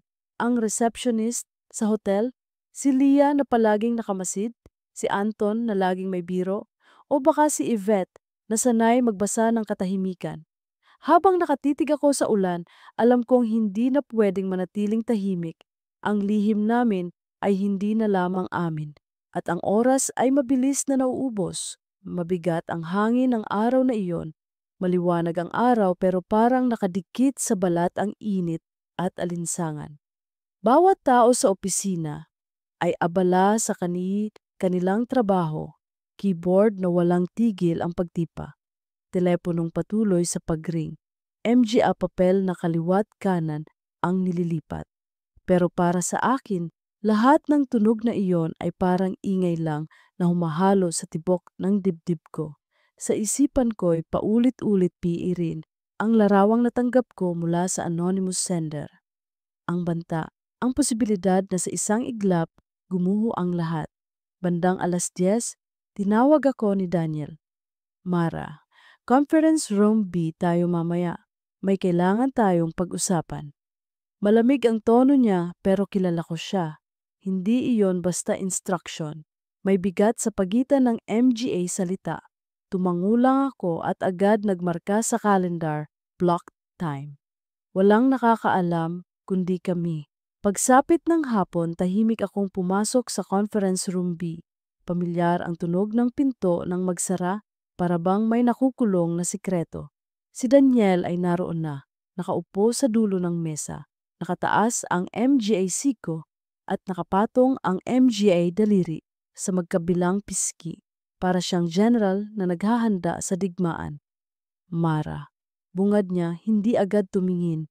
May MGA naririnig si Carmela. Hindi ko alam kung saan galing, pero may bulong na raw tungkol sa EA na masyadong malapit. Nanlaki ang MGA mata ko. Ano? Paano? Humugot siya ng malalim na buntong hininga. Hindi ko alam, pero kung may nakakalat na larawan, kung may nakakita, hindi na ito basta usapan ng dalawa, delikado na. Tumahimik ako. Hindi ko alam kung paano sasagot. Ang email, ang banta, ang resibo. Lahat iyon ay biglang sumiksik sa pagitan naming dalawa. Gusto kong ipakita sa kanya ang MGA mensahe. Pero natatakot ako. Baka isipin niyang ako ang dahilan kung bakit may butas ang lihim namin. Kaya pinili kong manahimik. Mara, dagdag niya sa mas mababang tinig, kung may mangyari, ayokong ikaw ang masaktan. Mas marami kang mawawala. Napangiti ako ng mapait. Hindi ba ikaw ang mas marami? Pamilya, pangalan, kumpanya? Tumitig siya sa akin, matalim pero may halong lambing. Pero ikaw ang hindi ko kayang palitan. Bago PA ako makasagot, biglang tumunog ang cellphone ko. Nakasulat, _Leah_, hindi ko agad sinagot. Nakakunot ang noo ni Daniel. HR? Tanong niya. Tumango lang ako at pinatay ang tunog. Hindi ako handang marinig kung anuman ang sasabihin niya. Matapos ang meeting, naghiwalay kami ni Daniel na parang walang nangyari. Lumabas siyang diretso sa elevator, ako na may bumalik sa desk ko. Normal sa paningin ng lahat, pero sa loob ko'y parang gumuho ang mundo. Ang tibok ng puso ko ay hindi makapantay sa pagod ng utak ko. Pagsapit ng gabi, Halos walang tao sa opisina. Ako, PA rin, ang naiwan. Inaayos ang ilang papeles. Tumawag si Leah at sa wakas, sinagot ko. Coffee? Tanong niya. Walang preamble. Halos automatic na o ang sagot ko. Siguro dahil gusto ko ring maintindihan kung bakit siya laging nakatingin. Nagkita kami sa isang cafe malapit sa opisina. Tahimik ang lugar, ilaw lang ng MGA lampshade ang bumabalot sa bawat mesa. Umorder siya ng cappuccino, ako na may black coffee. Busy ka palagi, bungad niya. Oo, ganun talaga kapag executive assistant, sagot ko. Pilit na magaan, ngumiti siya ng kaunti, pero hindi lahat ng EA ay ganun ka-close sa boss. Napatingin ako sa kanya, ramdam kung biglang nanlamig ang batok ko. Anong ibig mong sabihin? Tanong ko. Umiling lang siya. Wala, obserbasyon lang. Madaling mapansin ang MGA titig na iba ang ibig sabihin. Hindi ko alam kung paano sumagot, kaya tinakpan ko ng tanong, bakit mo ako niyaya? Uminom siya ng kape, saka nagbitiw ng mahinang buntong hininga. Alam kong may kumakalat na usap-usapan, gusto ko lang sabihin, mag-ingat ka. Sa opisina, walang nananatiling lihim. Tahimik akong umuwi matapos ang pag-uusap. Ang MGA salita niya ay parang paalala at babala sa parehong oras. Ngunit sa isip ko, mas lalo lang lumaki ang tanong, hanggang saan ang alam niya? At kanino siya kakampi? Paglabas ko ng kape, hating gabi na, humahampas ang malamig na hangin sa mukha ko. At doon ko siya nakita, si Anton. Nakasandal sa isang poste, may hawak na keycard ng opisina, iniikot-ikot ito sa daliri. Latte ka na, biro niya, pero ang nangiti niya'y malamig. Anong ginagawa mo rito? Tanong ko. Pilit pinapakalma ang boses ko. Wala lang. Naghihintay. O baka nagbabantay. Lumapit siya ng isang hakbang. May gusto ka bang ikwento, Mara? Tumigil ang oras. Ramdam ko ang bigat ng kanyang tingin, ang lamig ng kanyang ngiti. Sa loob ko, nagtatakbo ang lahat ng posibilidad. Alam ba niya ang tungkol sa email, sa larawan, o isa lang itong laro niya? At habang nakatayo kami sa ilalim ng poste ng ilaw, alam kong may panibagong panganib na nagsisimula. Ang lihim naming dalawa ni Daniel ay hindi na lang tungkol sa amin. May ibang nakikialam at hindi ko alam kung hanggang saan ang kaya nilang gawin. Mula Lunes hanggang Miyerkules, halos hindi ako makahinga. Parang bawat minuto ay nakasabit sa isang manipis na lubid na pwedeng mapigtas anumang oras. Sa umaga, bumabalik ako sa normal na gawi. Inaayos ang desk ni Daniel, sinasala ang MGA tawag, sinisiguro na walang papasok na abala habang nasa meeting siya. Pero sa bawat vibration ng telepono ko, bumibilis ang tibok ng puso ko. May MGA text mula sa hindi kilalang numero. Walang pangalan, walang profile picture.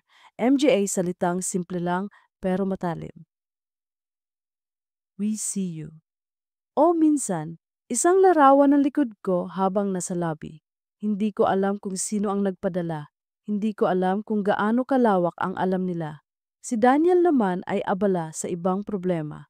Isang malaking kliyente ang nagkakaproblema sa PR at siya ang nasa sentro ng lahat ng tawag at meeting. Kapag dumadaan siya sa desk ko, tanging later o not now ang nasasabi niya, sabay abot ng papel o mabilis na utos. Nasa tabi ko, PA rin siya, pero pakiramdam ko'y unti-unti akong naiiwan. Ang bigat ng MGA banta ay ako lang ang may dala. Miyerkules ng hapon, matapos ang isang mahabang strategy meeting, dumiretso kami sa elevator. Hindi kami sabay pumasok, ako muna, tapos siya ay naghintay ng isa pang elevator. Sinadyang ganon, para hindi mahalata ng kahit sino. Nakasanayan na namin yon, pero ngayong may banta, mas lalo kaming nag-iingat. At habang bumababa ako mag-isa, tanong ko sa sarili ko, hanggang kailan ko PA kaya ang ganitong uri ng buhay? Ang pakiramdam na laging may matang nakasunod? Kinagabihan, hindi ako dumiretso umuwi. Naglakad ako sa kahabaan ng BGC, kasama ang ilaw ng MGA gusali at ingay ng bar na puno ng tao. Pero ako, iisa. Pinakikinggan ko ang bawat yabag ko sa semento. Pilit kong pinapakalma ang sarili ko, pero nang sumilip ako sa gilid, may lalaking nakaupo sa high stool ng isang open bar, nakatingin sa akin. Hindi ko siya kilala hanggang sa lumapit siya at marahang itinulak ang isang maliit na USB papasok sa ilalim ng mesa na kinauupuan ko. Back up lang yan, bulong niya. Isang boses na halos hindi ko kilala, tauhan sa IT na minsan ko lang nakasalubong. Kung sakali, bago PA ako makasagot, umalis na siya. Naiwan sa harap ko ang maliit na USB. Kinabig ko iyon, itinago sa bulsa ng bag ko. Habang naglalakad pa uwi, ramdam kong mas bumigat PA ang dala ko. Kung may nagbigay sa akin nito, ibig sabihin may mas malalim pang kwento.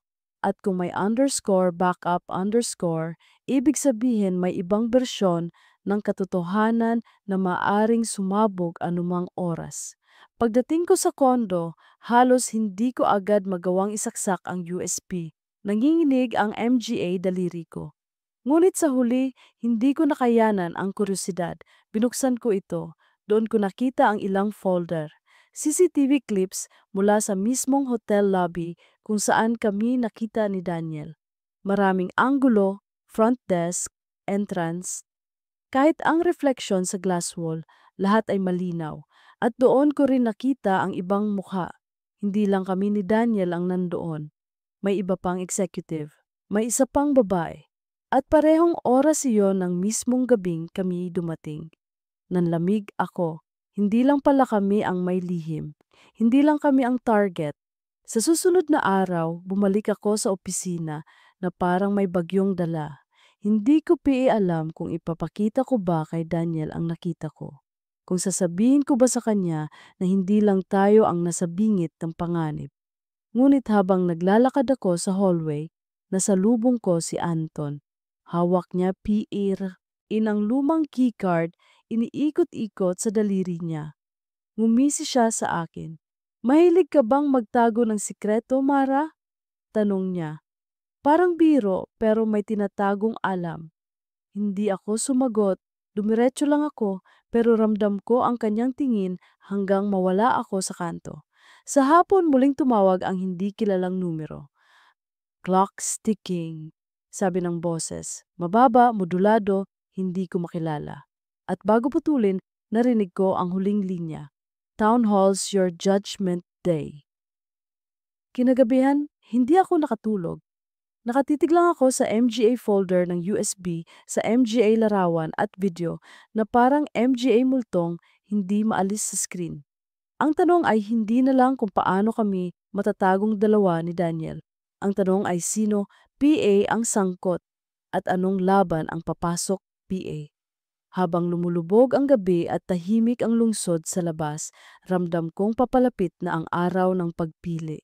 Ang oras kung kailan kailangan kong pumili kung saan ako lulugar. Sa panig ng pag-ibig na hindi ko sinasadya o sa karerang matagal kong pinaghirapan. Ngunit higit PA roon, kailangan kong pumili kung kakampi PA ba ako ni Daniel o mag-isa kong haharapin ang bagyo. Town Hall Day. Mula PA lang umaga, ramdam ko na ang ibang uri ng tensyon sa opisina. Mas maliwanag ang MGA ilaw, mas mabilis ang galaw ng bawat isa. Lahat ay abala sa paghahanda, streamers, projector, sound system. Sa labas ng malaking hall, may MGA nakapilang upuan, may MGA tarpaulin na may logo ng kumpanya at sa bawat gilid may MGA empleyadong nakangiting pilit habang pinapakita sa media at partners na maayos ang lahat. Ngunit sa ilalim ng ingay na iyon, naroon ang kaba. Ang takot na anumang sandali pwedeng sumabog ang lihim. Ako ang nagsulat ng script para kay Daniel. Maingat, formal, puno ng corporate optimism. Ngunit habang inaayos ko ang MGA huling linya sa laptop, nanginginig ang MGA daliri ko. Hindi dahil sa dami ng trabaho, kundi dahil alam kong may banta. Sa inbox ko, patuloy ang pananakot mula sa anonymous sender. One click and everyone sees. Time's almost up. Parang may bomba sa bulsa ko, nakatago sa anyo ng USB at MGA email na ayaw kong ipakita kanino man. Nang lumapit si Daniel sa mesa ko bago ang event, nakangiti siya. Pero mababakas ang pagod sa kanyang MGA mata. Handa na ba ang speech? Tanong niya. Handa na po, sagot ko, iniabot ang printout, pero hindi ko siya matingnan ng diretso. Sa bawat sandali, iniisip ko, kung bumagsak ang lahat ngayon, siya ba ang ipagtatanggol ko o ang sarili ko? Pagsapit ng tanghali, nagsimula ang programa. Isa-isang nagsalita ang MGA VP, nagpapakita ng graphs, nagpapahayag ng pasasalamat. Nasa gilid ako ng stage, hawak ang cue cards, nakamasid kay Daniel na naghahanda sa kanyang bahagi. Kapag tumitingin siya sa akin, mabilis kong iniiwas ang mata ko. Hindi ko kayang magpanggap na kalmado. Sa hapon, natapos ang speeches at naglabasan ang MGA tao para sa networking. Ako naman ay dumiretso sa opisina upang ayusin ang ilang papeles. Doon ko naisipang magpahinga muna sa boardroom. Tahimik, malamig at malayo sa ingay ng hall. Nasa mesa ako, hawak ang USB, pinaglalaruan ito sa MGA daliri ko. Kaya paaba natin? Tanong ko sa sarili ko, halos pabulong. Maya-maya dumating si Daniel, tahimik niyang isinara ang pinto at umupo sa harap ko. Mara, hindi na pwede ang ganito.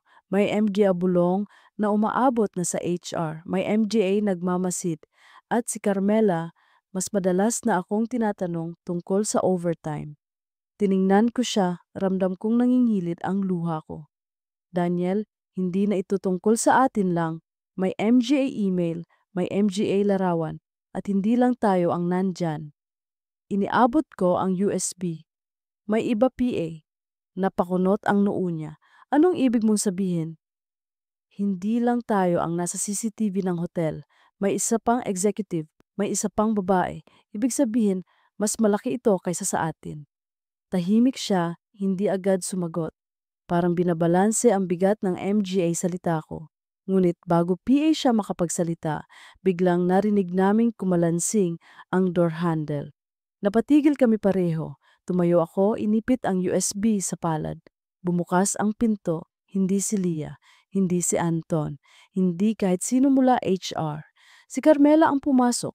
Nakasuot siya ng puting dress, elegante PA rin, kahit galit ang MGA mata. Hawak niya ang isang folder at mula rito ay dinukot ang isang papel. Isang printout ng litrato namin ni Daniel sa lobby ng hotel. Malinaw, walang pagtanggi.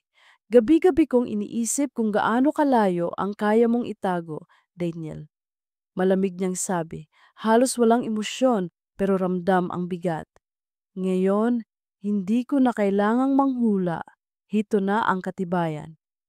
Nanlaki ang MGA mata ko, hindi ako makagalaw.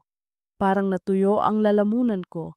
Si Daniel naman ay nakaupo lang, nakatitig sa asawa niya, hindi makapagsalita. Nagpatuloy si Carmela, hindi lang ito tungkol sa karera mo. Hindi lang ito tungkol sa kumpanya, ito ay tungkol sa akin, sa atin. At Mara, tumingin siya sa akin, diretso, matalim. Handa ka bang masama sa pagbagsak niya? Sa loob ng boardroom na iyon, ang katahimikan ay parang bagyo. At sa pagitan naming tatlo, nakabitin ang lahat, karira, pangalan, at damdamin na hindi na maitatanggi. Ang pintuang matagal naming isinara ay tuluyang nabuksan. Umaga ng susunod na araw, tila mas mabigat ang hangin sa opisina. Tahimik ang lahat, para bang may alam silang hindi ko PA naririnig. Ang MGA bulungan sa koridor, ang MGA tingin na dumadaan sa gilid. Lahat iyon ay tila patalim na dumudurog sa akin. Sa HR floor, masigla ang galaw ng MGA tao, pero naroon ang tensyon. May MGA kumakalat na balitang may paparating na audit ng MGA internal na relasyon. Hindi ko alam kung ito ba'y normal na proseso o bunga ng litrato at email na nasa inbox ko. Tinawag ako ni Daniel sa kanyang opisina. Pagpasok ko, nakasandal siya sa swivel chair, hawak ang isang ballpen na paulit-ulit niyang iniikot sa daliri. Mara, aniya. Darating ang HR mamaya. Maghahain sila ng MGA tanong. May MGA narinig daw sila tungkol sa atin.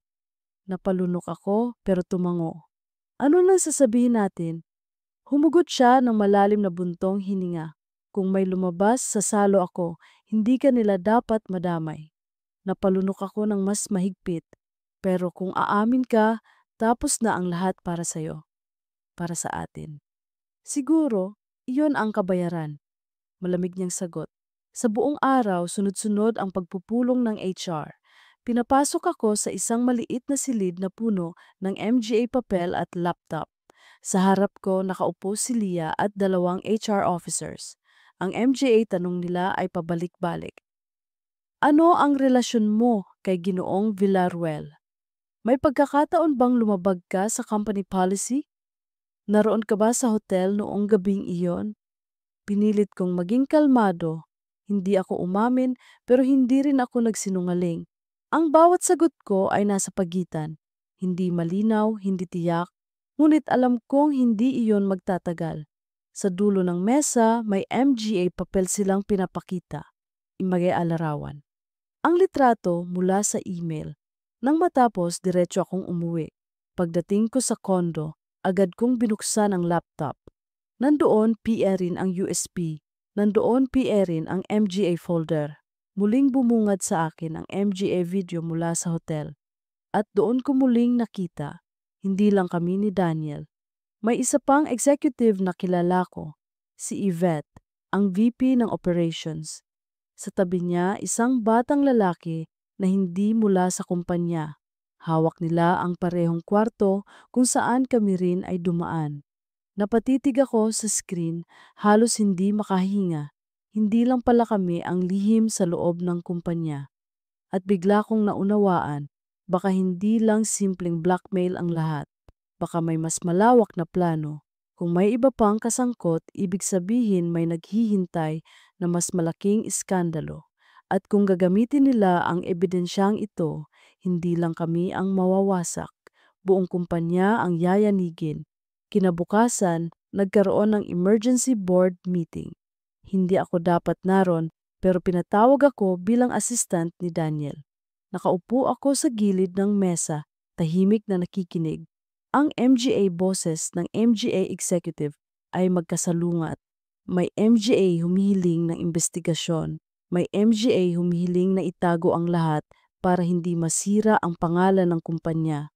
Si Daniel, tahimik lang. Hindi siya tumutol, hindi rin siya umamin. Nakatingin lang siya sa akin paminsan-minsan at doon ko nakikita ang kabigat ng lahat. Sa hapon, nakatanggap ako ng bagong email. Galing PA rin sa parehong anonymous sender. This isn't just about you. It's about cleansing the company. Decide whose side you're on. Kasama sa email ang ilang attachment. Hindi lang ang litrato namin ni Daniel, kundi pati ang video ni na Yvette at ang kasama niya. Lahat malinaw, lahat mapanira. Habang nakaupo ako sa desk ko, alam kong wala ng takas. Ang tanong na lang, sino ang pipiliin kong ipagtanggol? Kinagabihan, muli kaming nagkita ni Daniel sa boardroom. Katulad ng dati, sarado ang pinto, malamig ang aircon, at tahimik ang paligid. Hawak ko ang USB. Daniel, hindi lang tayo ang may lihim. Kung lalabas ito, hindi lang ikaw at ako ang madadamay. Buong kumpanya ang guguho. Tinitagan niya ako, pagod at wasak. Mara, sabihin mo lang kung ano ang gusto mong gawin. Sasama ako. Nanginginig ang tinig ko nang sagutin siya. Hindi na ako sigurado kung dapat PA tayong lumaban. Hindi ko alam kung karera ko ang dapat kong ipaglaban o kung ikaw. Bago PA siya makasagot, muling kumalansing ang pinto. Ngunit sa pagkakataong ito, hindi si Carmela. Hindi rin HR. Isa sa MGA IT staff ang pumasok, hawak ang isang envelope. Ma'am, sir, ito ang kopya ng audit files. Baka kailanganin ninyo. At agad din siyang umalis, iniwan kaming dalawa sa gitna ng katahimikan. Binuksan ko ang envelope. NGA report, pangalan, oras ng pag-check-in at pag-check-out sa hotel. Hindi lang kami, hindi lang si Yvette. Marami PA. Halos kalahati ng executive team ay may kanya-kanyang lihim. At sa puntong iyon, malinaw na sa akin, ang blackmail na ito ay hindi laban sa amin ni Daniel lang. Isa itong plano para guluhin ang buong pamunuan. Kinabukasan, formal na ipinatawag ang lahat ng executives at ilang key staff para sa investigasyon. Habang naglalakad ako papunta sa hall, bitbit ko ang planner ko. Puno ng schedule ni Daniel ng MGA paalala ng lahat ng taon ng trabaho ko. Ngunit sa huling sandali, tumigil ako. Tinitigan ko ang ID lace ko. Ang pangalan ko, Mara de la Cruz, Executive Assistant. Isang pangalan na madaling burahin kung gugustuhin ng MGA tao. At doon ko naramdaman, kailangan kong pumili. Sa harap ng panel, tinanong ako muli, Mara, alam mo ba ang tungkol sa MGA relasyon na labag sa policy ng kumpanya? Huminga ako ng malalim. Alam ko, sagot ko, diretso.